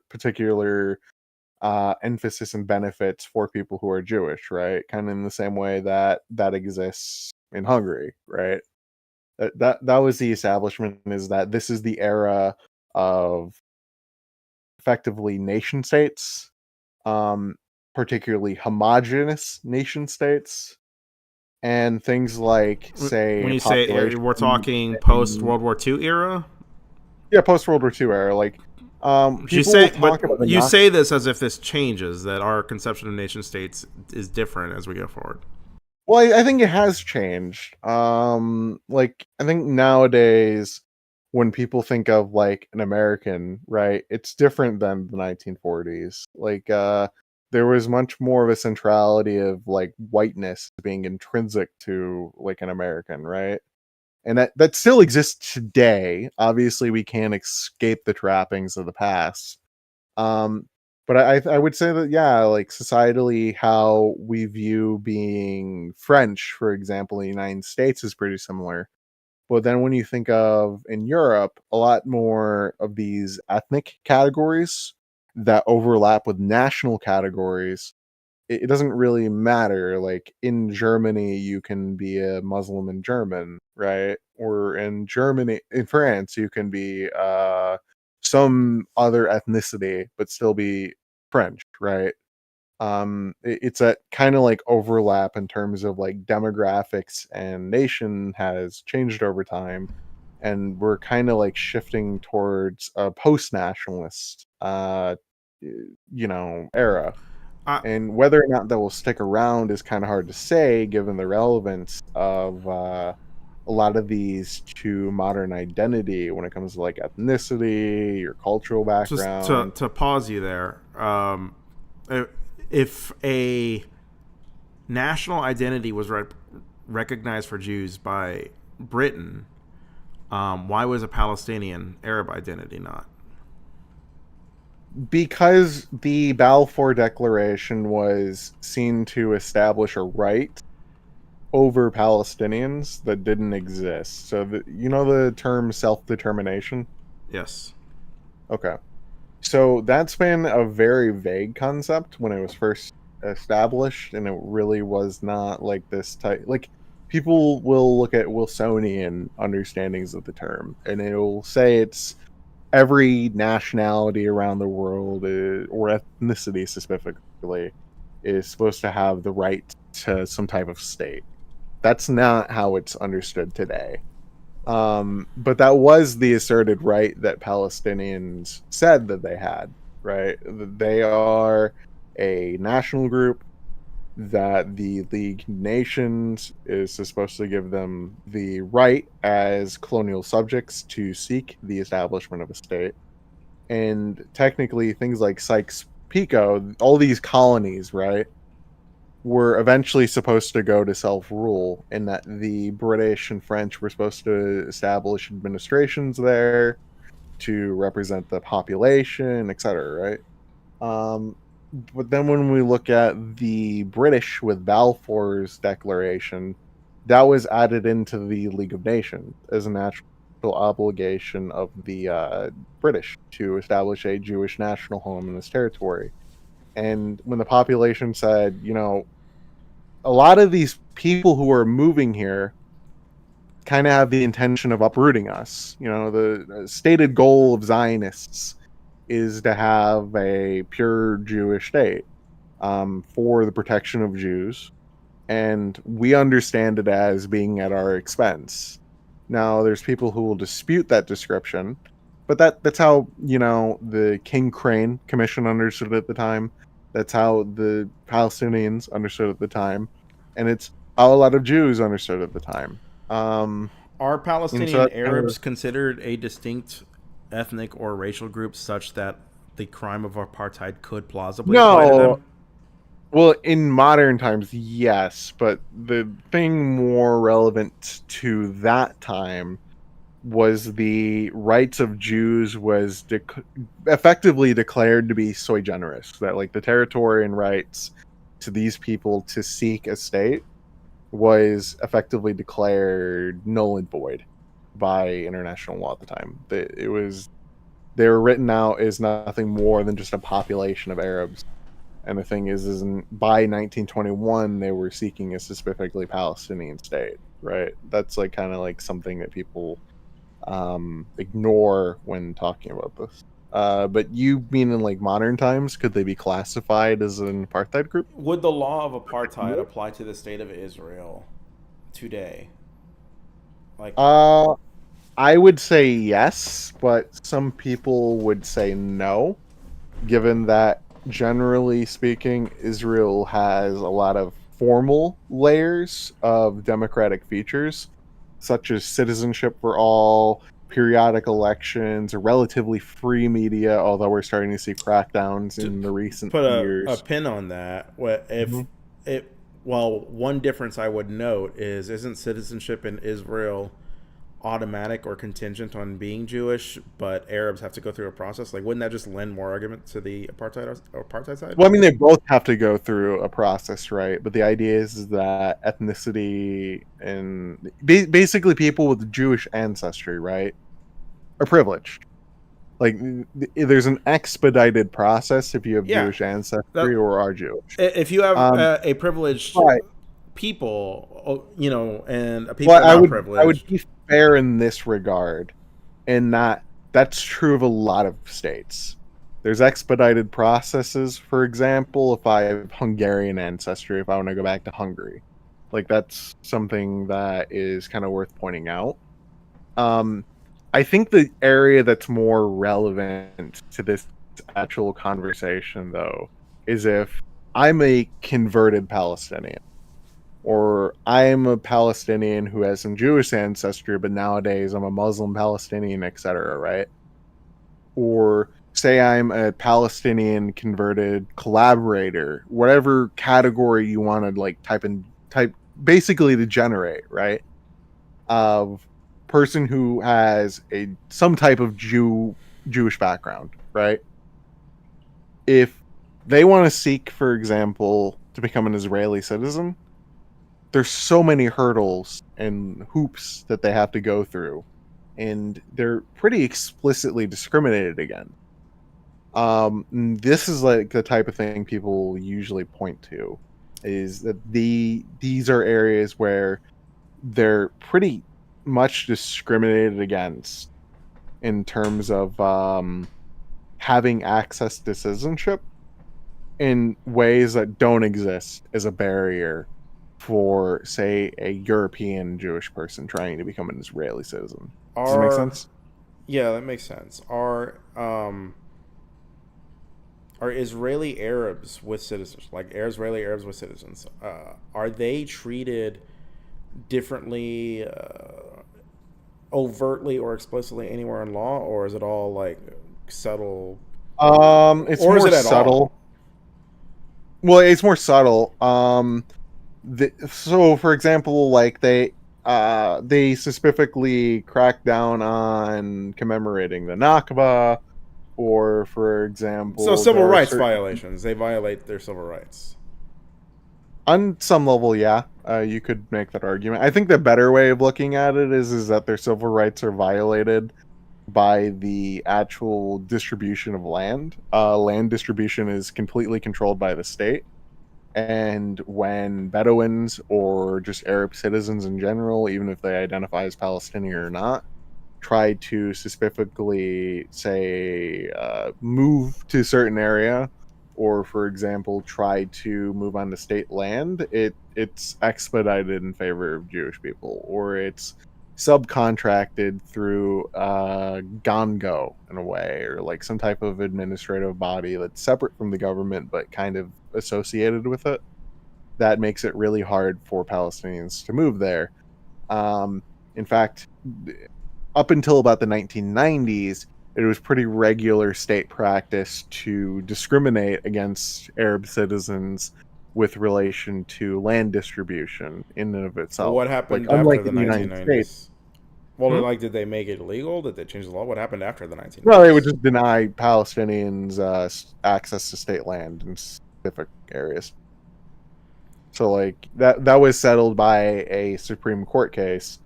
But like that's kind of the problem though, right? Is it's kind of like insane that someone needs to go to the Supreme Court to really, try and establish their own rights. Um and Well, it's that their rights to still to land. this Like, day though doesn't that seem exists like as a something? problem. Like, with Would like, let me put it to you like this. Think of the settlements, right? There's a lot of conversation about settlements outside of Israel and the occupied territories, right? Yes, Did you know there's settlements within Israel proper? uh, settlements within Israel proper. Like, I thought they only applied to Like occupied outposts, like territories. the establishment inside of areas of communities on state land, um, right? Oh, okay, Like that's what you mean. expand. They're like government kind of encourage projects to build new areas where people live, right? Yeah, sure. Those communities, though, can self-segregate through a law that does not say you can explicitly deny someone access to Are communities solely settlements on the like basis their own of. municipality? Like, is that? No, but they have they can think of it like a overly powerful um neighborhood watch or neighborhood community.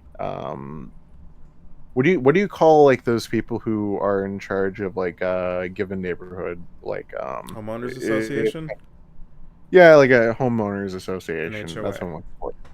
Yeah, so they get to basically control if someone moves into those communities, right? And so that's like kind of like a really obvious problem if they can determine who is suitable or who is not suitable for a given community, right? Especially if it's exclusively Jewish, right? And has people who doesn't Is think there that anything in Israeli law that says you can't discriminate against Palestinians? Like, are they violating some you're law? not, yeah, technically, legally, you're not technically allowed to be able to discriminate against these people. But the problem is the only real way to challenge and whether or not you can enter into those communities or not is to escalate to the Israeli Supreme Court, which is a Supreme Court that's overstretched as it is with cases to a point that they handle 4 or 5 thousand more cases than our Supreme Court every year. And our Supreme Court handles about 7,000 cases every year. Speaking of settlements, what would Hmm. you say to the argument that apartheid is applied in the West Bank because Israeli citizens are governed by Israeli civil law, but um, Palestinians in the West Bank are governed by military tribunal? I mean, that's the thing, though. That's an establishment of a regime that has different standards for different peoples. And sometimes people try and use the excuse that, well, it's an occupation or whatever, right? Mm-hmm. But, if it's an occupation, one, you're not allowed to demographically engineer that territory. Um, Two, they're already been constantly moving slowly towards annexing the territory. Like it's just been creeping towards that. And that by the way is establishing, for example, a hierarchy or a tiered Well, um, yeah. Given these 2 points, wouldn't that succession. satisfy a point in the box that Israel is an apartheid state? They're Yeah, and that's administering an one of the occupied things. Like territory. Like they are the state. if it was a temporary like actual occupation, right? Even with like the settlements, you could have like a room for plausible How deniability. long has the The occupation been thing is, going on? right, is like hmm? How long has the occupation been going on at the West Bank? Since 1967. Have Palestinian Arabs been under military tribunal, like governed by that since then? Yeah. But Israeli citizens aren't. Yeah, if you're an Israeli citizen and you move to that area, you can vote in Israeli elections. Even inside the East Jerusalem area, right? Like this is the Why? thing. Why Is is like this not apartheid? I think it's apartheid. That would But the thing be, is, yeah, that would be the domination of one racial group over another through civil law. yeah, that's what it is, right? It's entirely them developing a two tiers of law that are built explicitly to subjugate and exploit one population over another, right? So I would describe that as like, Wait, apartheid. explicitly? Like Israel's not saying they have to do military tribunals because it's a security concern. Like, where's the Well, I mean, explicit? they'll talk about security, but I mean, like, here's the problem. Your security argument works, right? If you're not trying to annex the territory and that you're not moving hundreds of thousands of your own civilians into that territory at an expedited pace since the 1990s, right? So it doesn't apply because Israel's making settlements. Well, no. The reason I think it implies is because this territory is all part of one country at this point. Like it's only really occupied in name at this point. Like the occupation's permanent. Israel's not trying to give up the West Bank any more than they're trying to give up the Golan Heights, right? In fact, they've been moving constantly in a So direction at this point, why don't you towards just say annexing it's Area their C. territory? Yeah, I would say it's their territory. Like they exercise like it's their territory. They act like, for example, they have a right to annex this territory because it's quote soy generous. because of the lack of a natural sovereign, and the only reason there isn't a sovereign is because of the issue of the right way to put this. Basically, it's sui generis because it was declared sui generis in international law that, for example, the rights of these people to a state was initially, kind of like thrown out the window, despite it kind of contradicting the actual articles within the League of Nations' own description that they're supposed to have for states and self determination. Um, that basically there is no country that really has claim to this territory. Like when Jordan annexed the West Bank, it was only recognized by Britain as part of Jordan. No other state recognized it. So there was no legal weight to this claim that Jordan was the sovereign of the West Bank. And everyone nowadays effectively admits, right, that Gaza and the West Bank are occupied. There was an argument for a while of time that people were trying to establish that they were not legally occupied, but that we're trying to have like this revolving door approach to whether or not how we handle this is The determined doesn't the UN by have a Oslo position on this that they are in fact being occupied, that the West Bank is not Israeli to the territory, and UN. yeah, and that the building of territories is illegal? It's effectively the United States position that these are occupied. The United States set up a framework that Israel is supposed to trade land for peace, and that these territories with minor adjustments for issues like, say, for example, security concerns, like this minor land area, right, is like super vital to like Israel not having rockets fired into it, hypothetically, right?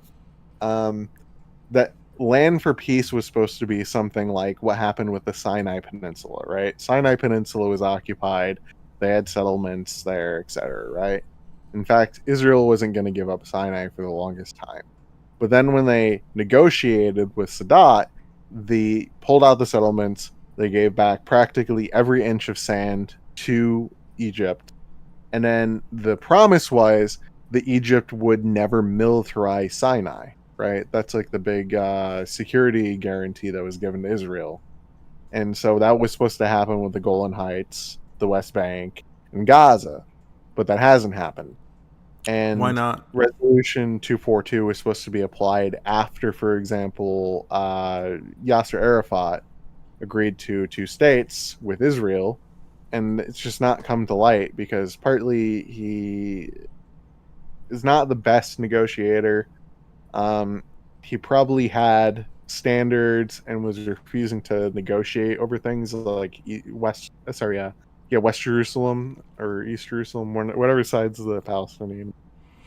Um, and it's partly also say complicated by. Let me think of the way I want to put this. It's complicated by specifically just general claims that Israel has a right to the security in the Jordan Valley and protection from Palestinians in general. But yeah, there you Um, what would you say to the argument that Israel cannot constitute as an apartheid state because they have Arabic members in the Knesset?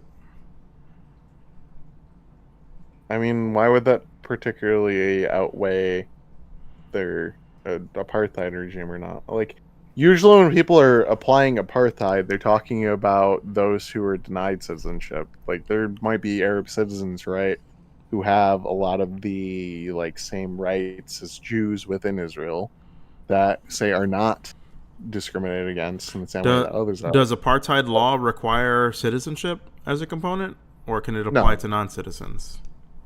Well, it's kind of thing is there's like a tiered hierarchy of residences among Arabs, right? Based on geography and where they're born and where they live, right?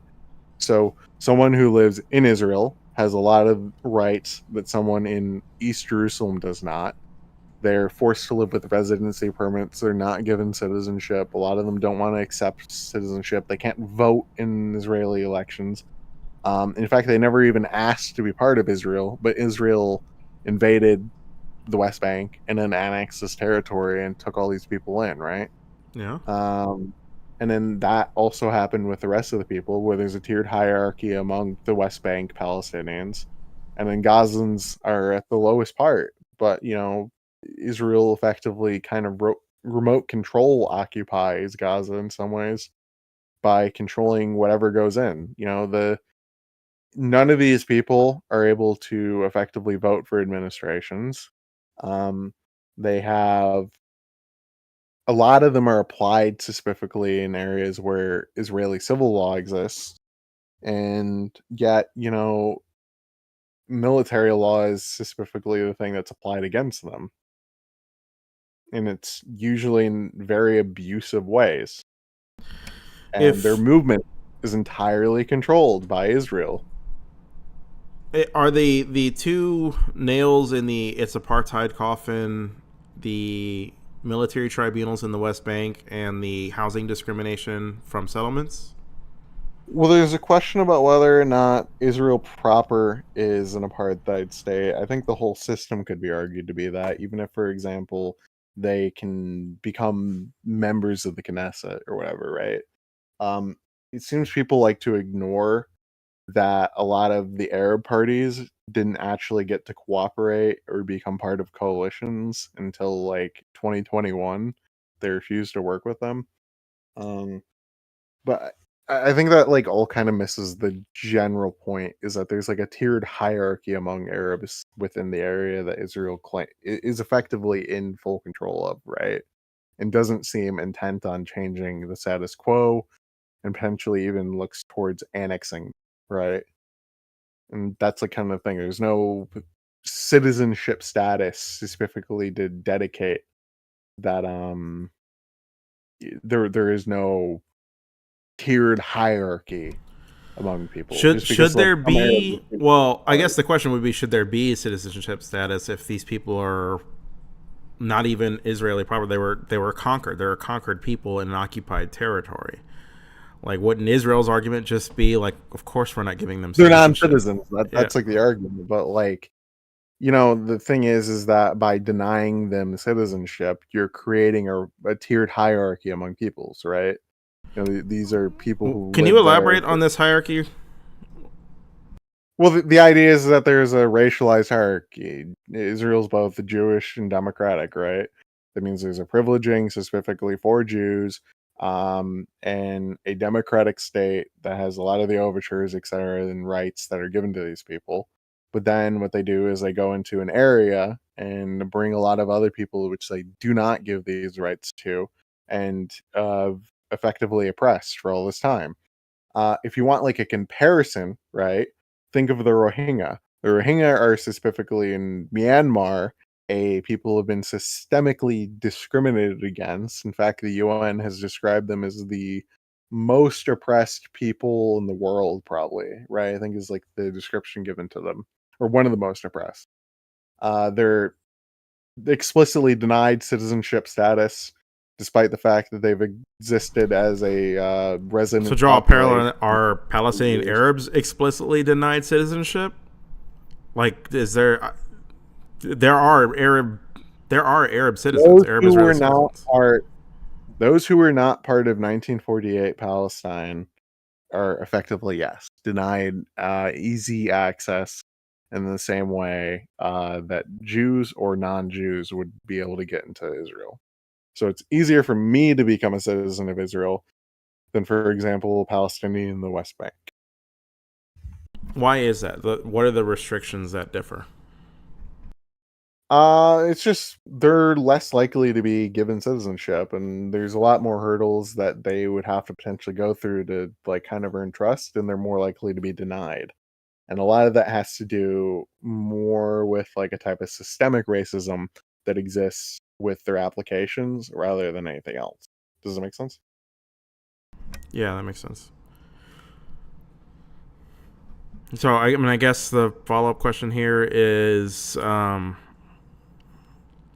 What do we do with this state if we do? Well, let me kick a different question this way: is the apartheid discussion useful?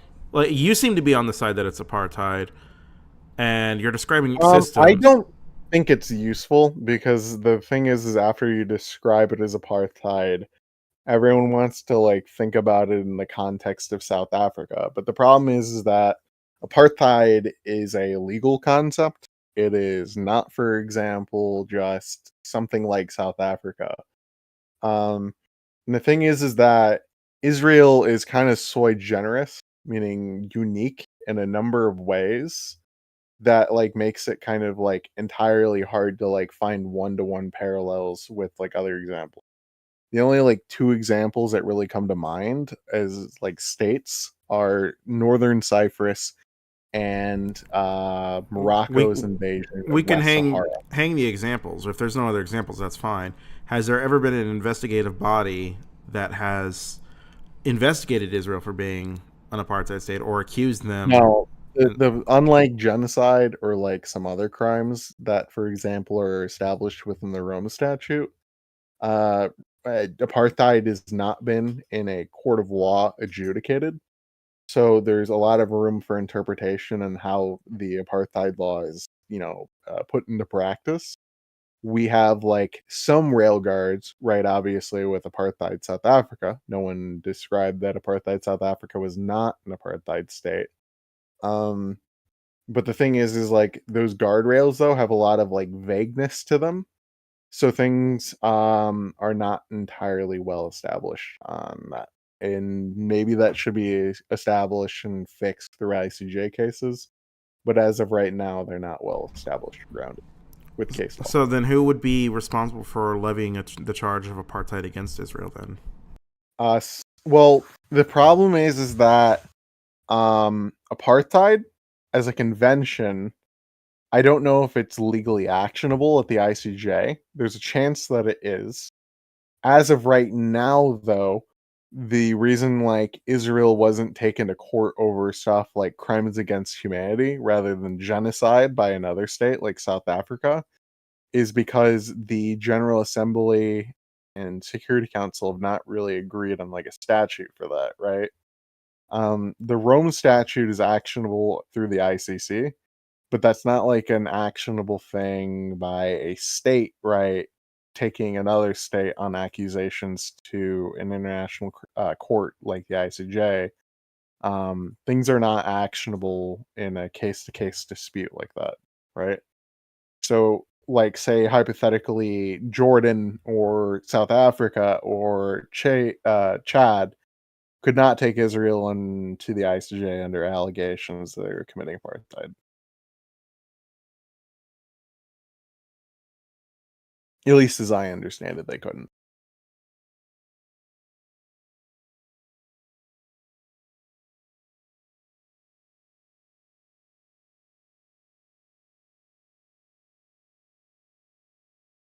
Are you there? oh shit, I'm sorry, I had myself muted. God, I was like laying down pearls here. Um, I guess the issue I have is that if you try to accuse Israel of being an apartheid state, you're sort of begging the question now because no investigative body is looking into it for apartheid.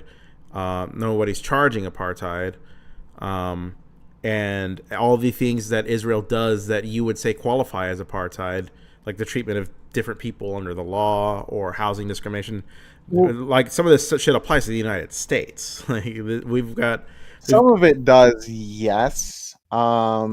But like specifically though, there's not really a like it would have when redlining particularly existed. But like Well, why in wouldn't law, it now? Like I'm thinking like the North Carolina voter ID case, right? There's all sorts of little Mickey Mouse things in law where black people get treated in far different or worse ways than white people do, and it's systemic.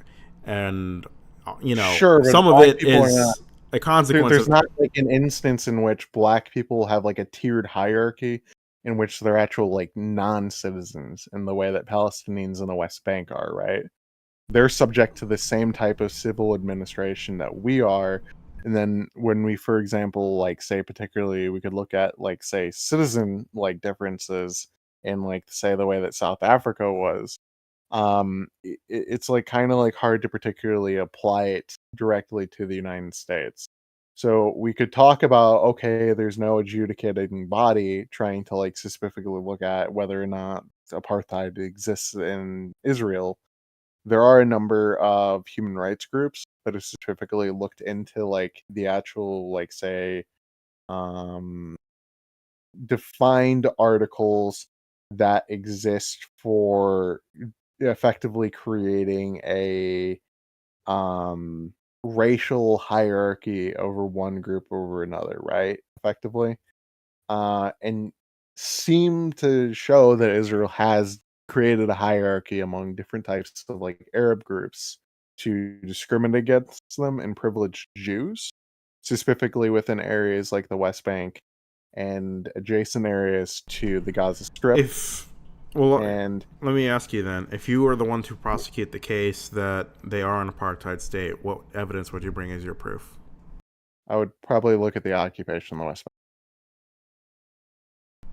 So it's the citizenship component that that's the thing that makes them apartheid. It's the treatment, for example, that exists within the West Bank towards, for example, Palestinians there that I think is like the most rock solid case.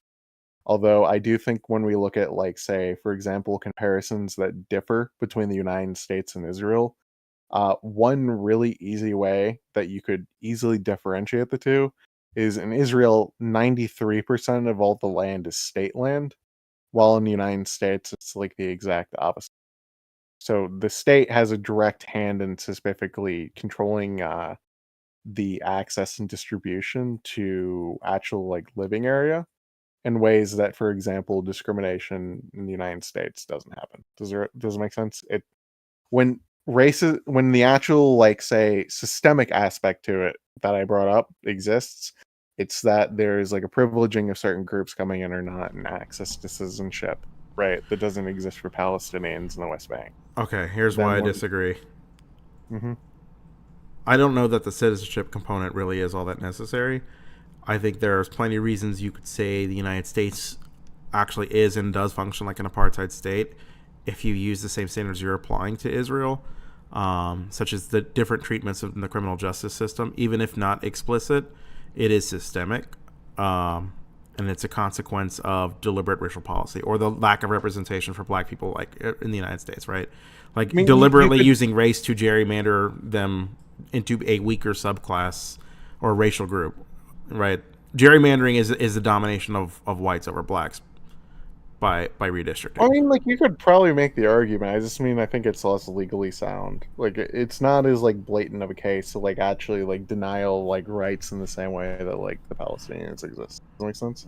So, well, is it blatant for Palestinians? Like, and what makes it Okay, I'll blatant? give you an example, right? Black people, generally speaking, United States, even if they get institutionally discriminated against in some ways with how like gerrymandering works or like ID laws, the West Bank has literally over 3 million people that specifically are subject to a rule and regime by a government that they can't even vote in. Like, there's no actual capacity for them to like control the actual rule of them. Would you call that And apartheid if it only their applies to the West Bank, their though? bodies that, for example, does represent them, that is not a state. It's instead like more of like an interstate type thing.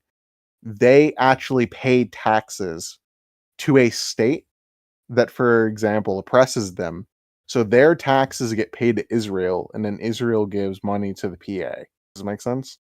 And this is like by design how they wanted this to be established. If you look at how like Rabin tried to establish, does this make sense?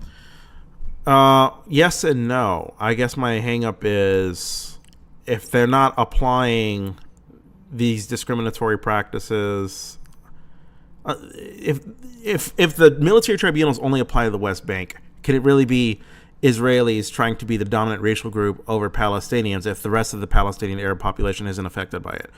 Like they would just claim it's a security concern. Like they're an No, occupied because country. the thing is, it doesn't just apply to the West Bank. It also applies to Palestinians that live in East Jerusalem. So that's actually also a part of Israel. Is But that the thing also is, though, occupied territory? people live under residency permits, right? Well, is this Um, Jerusalem like occupied territory? It's yeah, East Jerusalem is an occupied territory. Under Israeli conception, it's not. It's because they annexed it. But the people there live under residency permits and don't live under, citizenship. This just Um, brings up the same issue I had before. It's just this only applies to territory that Israel's occupying as a consequence of war. yeah. So how can you say it's the domination of one racial group over another if Arabs in other parts of Israel aren't receiving this? If the only people who receive this different treatment are people in occupied territory, it would suggest that it's not an apartheid state. All right. So the reason why that is because it's the areas that were invaded, right, are specifically trying to create institutionalized regimes within those areas to systematically oppress one group for the benefit of another. Does it make sense? What's your evidence for that? The fact that they are trying to annex these territories Well, yeah, but and not provide citizenship to these people because they don't want to provide citizenship to these people. has it been stated that their intent is to annex these territories? Yeah, there's been plenty of instances like where, for example, there are calls to quote annex Judea and Samaria. It's a pretty popular thing among the say Likud party. And The Likud party platform is basically effectively saying from the river to the sea, all is Israel. and they don't intend to apply citizenship to the people who live in the annexed territory. That's the idea. No. And they stated they have no intention of doing that. Yes. Have they stated? So what are they just going to get like immigrant residency? Like what would you call them if not citizens? It's just they're non-citizens, and the goal is to effectively. It's unclear entirely what the long-term goal is, but the idea is effectively that they will either be continually, forever denied citizenship status, because by giving them citizenship, it would make Israel a non-Jewish country, right? So the privileging of Jews over their existence and statehood and all these things, right? Um, because these places are seen as part of Israel. That's why the Golan Heights, even though legally it's part of Syria, was annexed. That's why the West Bank, they're thinking about annexing Area C, despite the fact that it's 3,000 to 400,000 Palestinians living there that are not part of like Israel, right? But if Israel annexes Area C, those areas are eventually going to become part of Israel, and it will be an institutionalized regime, an extension of the current relationship that exists in East Jerusalem. I, what I'm looking at is here's the issue prosecuting this case.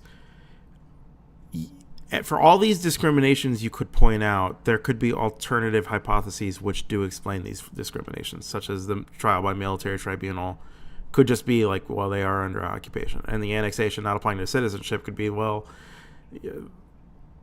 I don't know whatever fucking excuse they come from up with. It doesn't have to be racial, is what I'm getting at. Doesn't it require that component to be apartheid?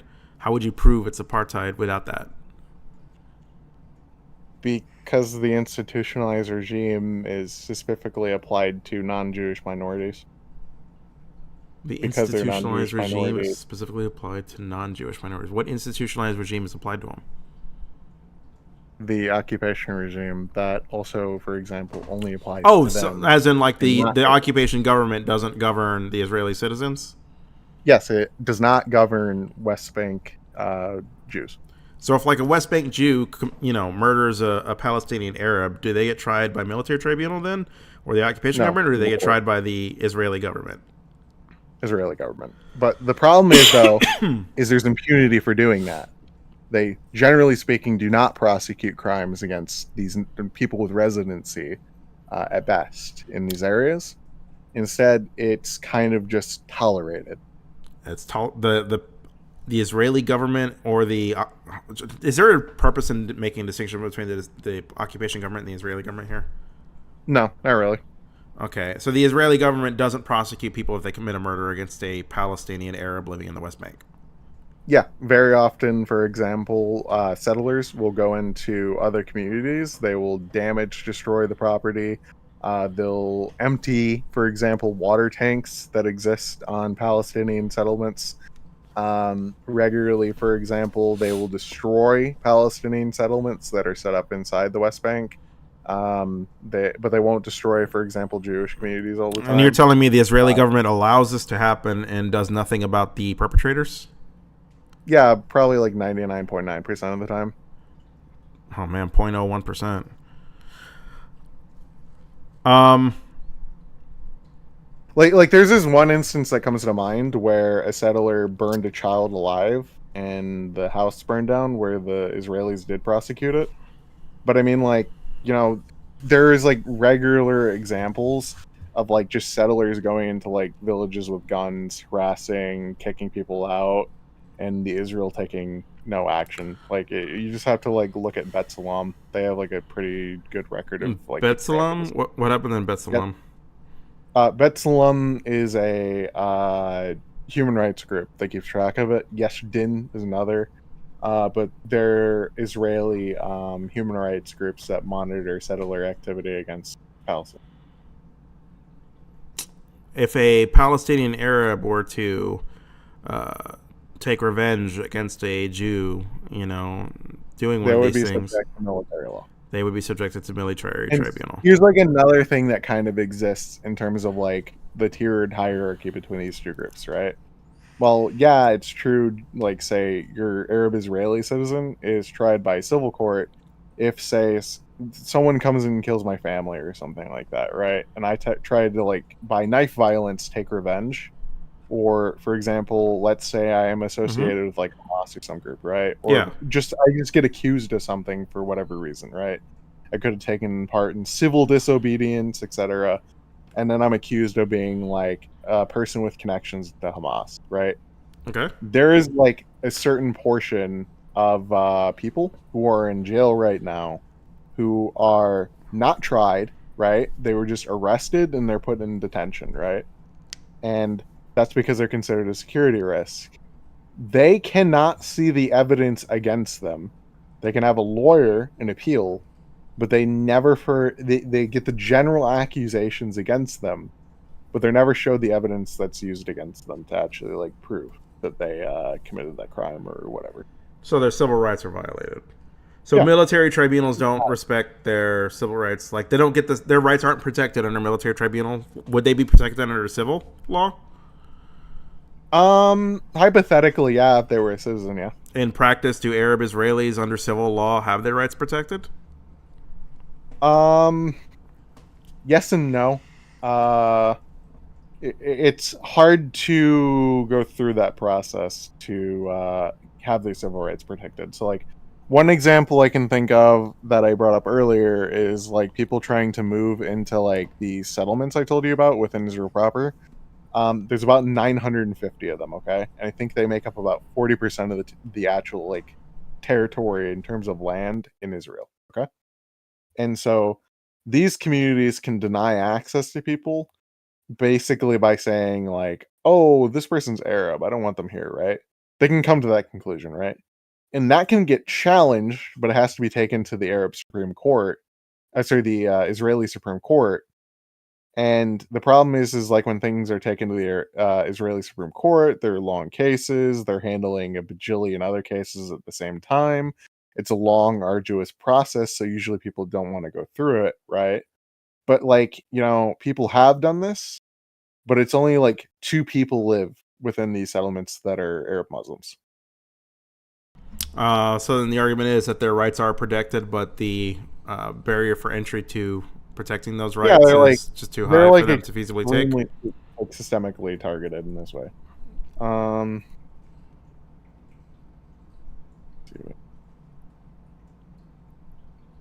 Yeah, I mean, I don't know. Does apartheid require? I'm trying to think. Is there like any non-racial reason, or does any of this demonstrate, the superiority of one racial group over another, right? Or however the apartheid statute's written. Does this meet the bar for that explanation? Because certainly you could see somewhere on the spectrum there is racial discrimination and apartheid on different ends, right? Like it's just Here, a gradually increasing. let me just read you like a quote from the Human Rights All right, Watch yeah, report sure. 2021. Intent to maintain domination. A state aim of the Israeli government is to ensure that the Jewish Israelis maintain domination across both Israel and the occupied territories. The Knesset in 2018 passed a bill with constitutional status affirming Israel as the nation state of the Jewish people, declaring that within the territory, the right to self determination is unique to the Jewish people and establishing Jewish settlements as a national value. To sustain Jewish Israeli control, the Israeli authorities have adopted policies aimed at mitigating what they have openly described as a demographic threat that Palestinians pose. These policies include limiting the population and political power of Palestinians, granting rights to vote only to Palestinians who live within the borders of Israel that existed in 1948 to June 1967, and limiting the ability of Palestinians to move to Israel from the OPT or occupied territories and from anywhere else to Israel or the occupied territories, meaning they control the movement of both Israeli citizens and non citizens in really, really invasive ways. Other steps are taken to ensure that Jewish domination, including a policy of separation of Palestinians between the West Bank and Gaza, which prevents movements of peoples and goods within the occupied territories, and Judaization of areas with significant Palestinian populations, including Jerusalem, as well as the Galilee and Negev areas of Israel. Meaning, like, so for example, Bedouin tribes, we talked about how they, for example, are constantly like having a more arduous process. These are Arab citizens of Israel, by the way, but they're nomadic ones where they usually have like kind of like a rickety, usually probably built out of like just some plywood and a bunch of other stuff type house, right? That gets regularly demolished. They're privileging Jews and moving to those territories and not privileging, for example, these people when building them, but with specific Judaization purposes. This policy, which aims to maximize Jewish Israeli control over land, concentrates the majority of Palestinians who live outside Israel's major, predominantly Jewish cities into dense, underserved enclaves and restricts their access to land and housing while nurturing the growth of nearby Jewish communities. Okay, so the discrimination in housing is against people who are nomadic and don't really have an established housing. They have a Well, shanty. that's just one area. That's the Galilee and Negev. That's within Israel proper, right? But the thing is that also exists inside of the West Bank. So part of the Oslo process, right, is Israel and the PA have to agree whenever like a new, say, well is dug, right? So like new access to like water for a growing population in the West Bank, right? The population of the West Bank has like is effectively grown by like about 1.5 million people since Oslo began. Okay, Mm-hmm. so wells that are made by Palestinians to keep enough water for everyone to drink, etc. All these things are regularly destroyed by Israeli military. They'll go in. This is an unauthorized well that has been dug, and it's regularly not approved for building, right? They destroy those. They destroy homes. So, like, say a Jewish Israeli commits a terrorist attack, right? Their house isn't destroyed. But if say, a Palestinian in the West Bank commits a terrorist attack or something like that akin, their entire family home regularly gets destroyed. Why is that? What's the reason Israel gets for doing that? It's collective punishment. Okay. It's to Okay. disincentivize Is their Israel attacks. saying we're doing this for collective punishment? Like, what if that? What's their argument? Their argument is that these people are committing terrorism and it disincentivizes terrorists from doing like knife attacks or let's say like going out and shooting. Oh wow. So their argument really is that it's collective punishment. And it's supported, by the way, too. The So majority of Israelis, at least in the last polls I saw, mind you, they're from like 2017, so they're old. This isn't a question that's They regularly support asked. demolishing the homes. Yep, like about like 50-55%. And these are people who didn't have like a permit to build those homes because they're No, Bedouin they're like Palestinians. Palestinians who might have been living in their given residence potentially since like 1915 or something, right? Oh, so these are And like homes that have existed before Israel existed. yeah, some of them. Generationally owned homes? Yeah, some of them get destroyed. Damn. And they don't do that to Jews. Do Jews live in these kinds of homes? Yeah, sometimes they'll have a dispute and it'll be like a previously Jewish owned home, but it was bought before 1948 or something like that, right? But it was of expelled Jews or whatever, right? It was at one time owned by a Jewish family, right? Mm-hmm. And so someone else moves into it after, like, say those people got evicted when, like, the Jordanians came in, right? And because of that previous permit or whatever, people will basically kind of like make a dispute on who gets to live in that area, and they'll evict the people who own the house. Do they evict Jews? No, usually it's non-Jews for the most part. There's some instances where Jews get evicted, but it's usually privileged towards Jews. And the process for Palestinian Arabs to represent their rights, their civil rights in Like, here, court. I'll give you an example. This is older, but when people tried returning to Israel, right?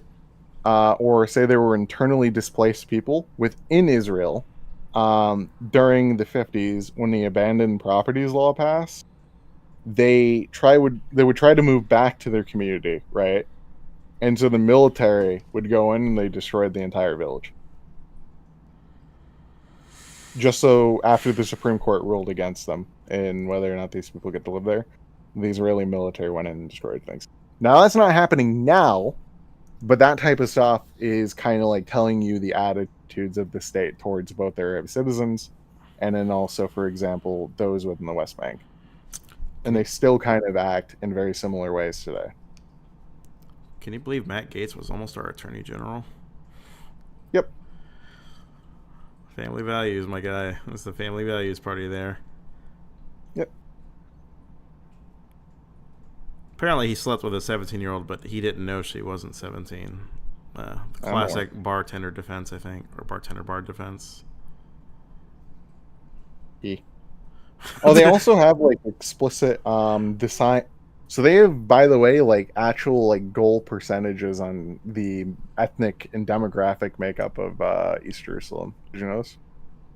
No, so they have a goal and they engineer that goal. They have quota, yeah, and they will arbitrarily remove. Is it 50-50? No. What's the ratio? 60-40. Right. And they also arbitrarily will take away residency permits for West Bank East Jerusalem Palestinians. When you say arbitrarily, you mean like arbitrarily? Like they don't give a reason? Yeah, arbitrarily. I'll give you an example. If someone goes to college for like a couple years, they'll remove that person's residency permit. Wow. Okay. Oh, hold on. Did I get the target wrong? I don't know. Actually, it might be 70-30. Hold on. Oh, yeah, it's 70-30. Damn, that's In 7 out of Jerusalem, 10. the government plan for the municipality, including both west and occupied east of the city, sets a goal of maintaining a solid Jewish majority in the city, and the target demographic is a ratio of 70% Jews and 30% Arabs. Later, it was adjusted to 60-40 ratio after the authorities acknowledged that the goal is not attainable in light of the demographic trends. By the way, if you didn't know this, Jerusalem is one of the most like impoverished fucking cities in all of Israel.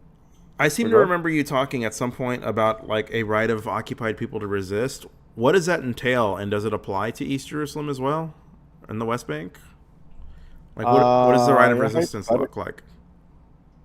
Armed resistance. Technically, it wouldn't be like going and like doing what armed Hamas resistance. Well, okay. What is armed resistance? Does it mean terrorism, guerrilla warfare? Occupied people have a right to guerrilla warfare against state that is occupying them. so they can resist both civilly and also, for example, they have a right to resistance in international law to, say, fight the Israeli military in the same way the IRA did. Although, hypothetically, we probably wouldn't want Oh. them, like, bombing, say, bars like the So, IRA did on like, civilians. okay, October 7th, totally illegal. If Hamas just Yeah. commits to just doing ambush attacks on IDF soldiers, that's allowed? Yeah. What, by what? So the United Nations have passed resolutions on the right to occupied peoples, mostly because of the non-aligned bloc. Um, I think it's also right within the extended protocols to the Geneva Convention. The occupied peoples have a right to resist the occupation of their country. Um, so, say hypothetically, the United States, we kept an occupation force in Iraq for a long time, right? And say that we didn't allow like an Iraqi government, etc., right? We kind of technically had some right to be there because we had an administration that endorsed American presence there. Um, but like we did technically occupy Afghanistan. That's like another one. The people of Afghanistan have a right to resist the United States, like, presence there, in the same way that, say, Israelis, if, say, an Arab state invaded a large segment of Israel, if they're there and continue to hold on to the land militarily and refuse to leave, Jewish people have a right to pick up weapons What's the to, timetable for this challenge to be that rule. allowed? It Hmm? seems like, what's the timetable for this to be allowed? There's not really a timetable. It could be like immediate. Okay, so the way Say the I'm looking at Japanese it go is, into Nanking for a week. If I pick up a gun, I technically could resist them, as I understand it. right. I guess what I'm getting at is this resolution seems like it's also like bad. Like it seems like it would stop any lasting peace from being established because an administrative state can't stabilize a region if occupiers are allowed to engage in deadly They force against can them. stabilize the region. To be fair, it just means a right to resist. It doesn't mean there's no right of a state to respond to these. Does that make sense? Like, Yeah, well, that's what I'm saying is wrong with the Israel has, resolution. Is the right? This, of course, the state's going to respond to terrorist attacks against it, right? Even if it's yeah, an it does occupying not mean a force. right to, like, October 7th. But So like the it thing, incentivizes further Mhm. division and less trust and less resolution. Like you're not going to get to a resolution if international law lets insurgencies happen. You know, like Well, yeah, but the idea is it's supposed to encourage states to develop a practice that does not, encourage insurgency like this.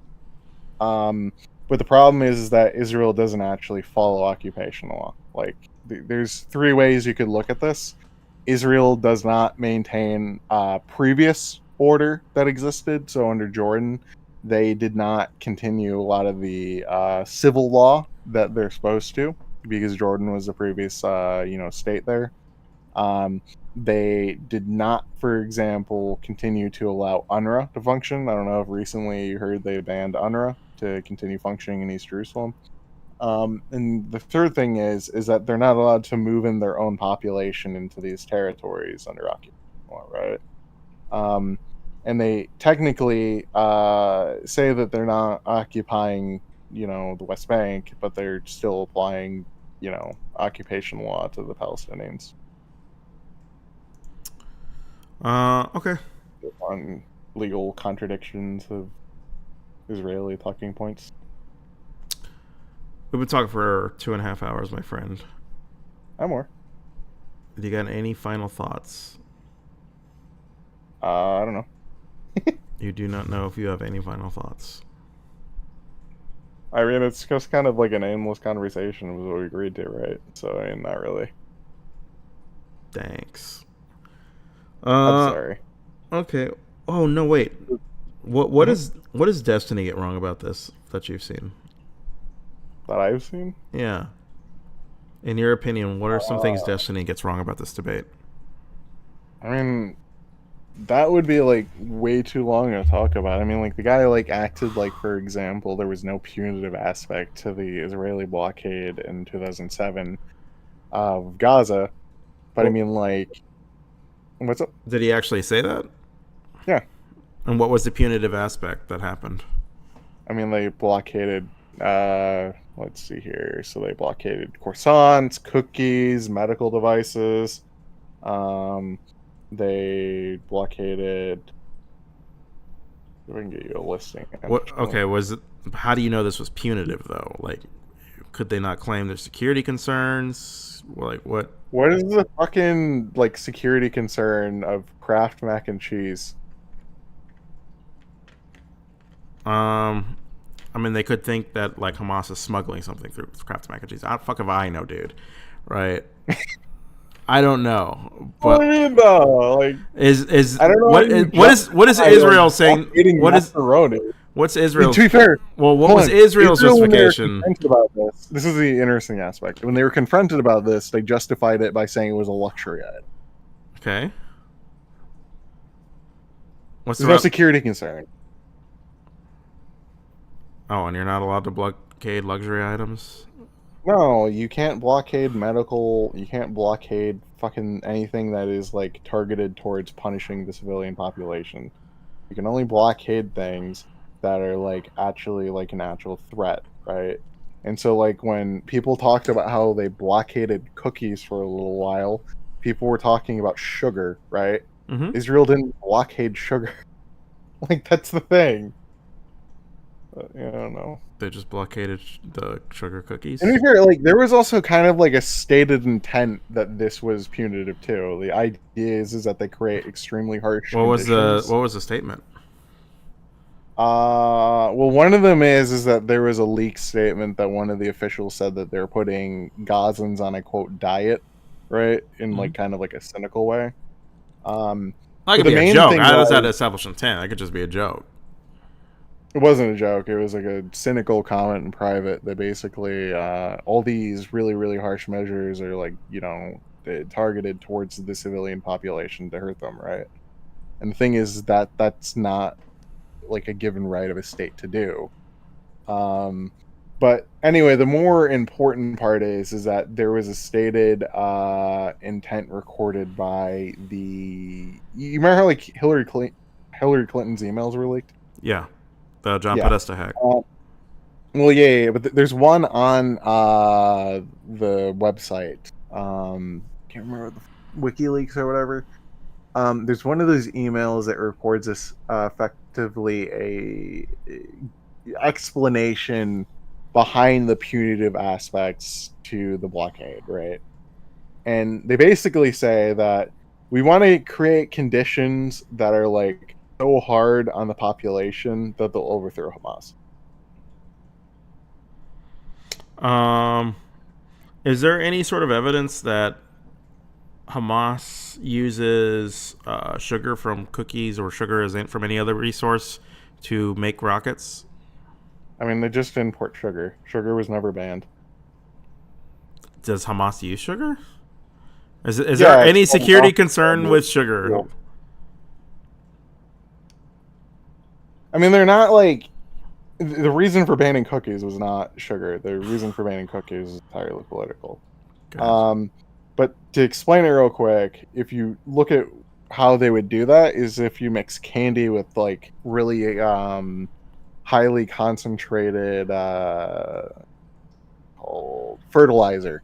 Yeah. It can be turned into like a flammable substance to like make fireworks and stuff, right? But they use that for like a rocket fuel to launch, explosives into Israel. Um, but I don't know if Yeah, that rocket wouldn't candy. surprise me. I'm just not convinced that like that would be the best manner of creating a rocket. I feel like Hamas would be like a little more resourceful than that, but Oh no, they are nowadays. I don't think rocket candy is used much anymore. This is just like when they were starting off. oh, okay. Yeah. How? What else is Destiny get wrong?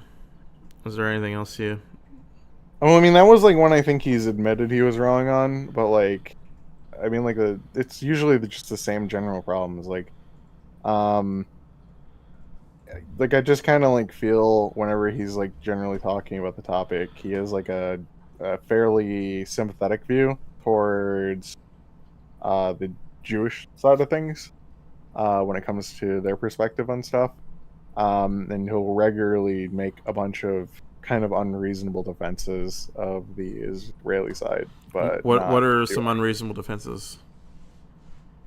well. I mean, he justified banning cookies, right? And that one reason. But like one of them is that he will constantly run like the like okay. So we talked about like how the apartheid aspect exists, right? For Israel. And would you call it apartheid or no? Just like on a personal perspective, real quick. I don't know. You don't know? Okay. Well, his argument is that it's an occupation. That's why apartheid doesn't apply. It's an occupation. Well, it's an There's occupation that's no going on for civil. like 60 years, right? Or 70 years or something like that right now. Yeah, and it's not going to end. But that's the thing, though, right? Is like, well, he probably would agree to that. But it's not a really particularly convincing argument. Um, but I mean, like, he's just like defended like insane actions by like the state of Israel. Like he tried defending, for example, a indiscriminate policy of you know the free fire zones, right? Like he was like basically saying like is there anything like illegal to having free fire zones? If civilians get shot in it and they don't listen to posted warning on a free fire zone, is it justified? And he goes, yeah, Is it? not really. Why not? I mean, do you think civilians should just be allowed to get shot in any circumstance? Um, no, not necessarily. But I mean, you're in a war Well, yeah, that's zone. the problem, though, right? Is they have non-clearly demarcated areas, and they will basically, if you pass that like unspecified line, they shoot you. Right, but they're in the middle of a war zone where if they make this announcement, they make this warning, plausibly the Yeah, only but there's people who would no be crossing those lines would deconfliction be, area at huh? all. There's no deconfliction area whatsoever in this entire area. The areas that are labeled deconfliction areas get bombed all the time. They're just bombed to a lesser extent than the areas that are not. A USAID worker was killed in a deconfliction zone.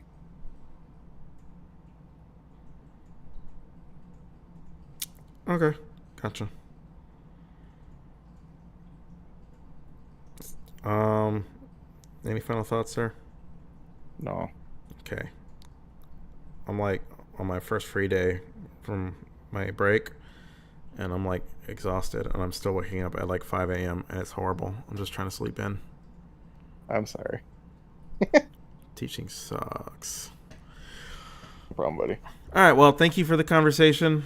I've learned that this whole situation is hopeless, and I don't understand any of it, and it's I'm sad. sorry, buddy. I love you, though. I love you too, buddy. All right, thank you. Peace, love, rock and roll, sir. Yeah, see you, buddy. Bye bye.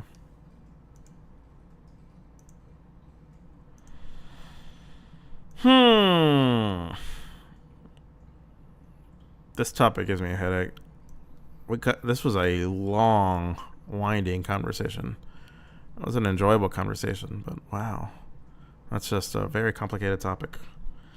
Yes, Denying does have a Twitter. He does have a Substack. I actually tagged him in the tweet on, so you can just go to my profile. But his is Denying History, Denying_history.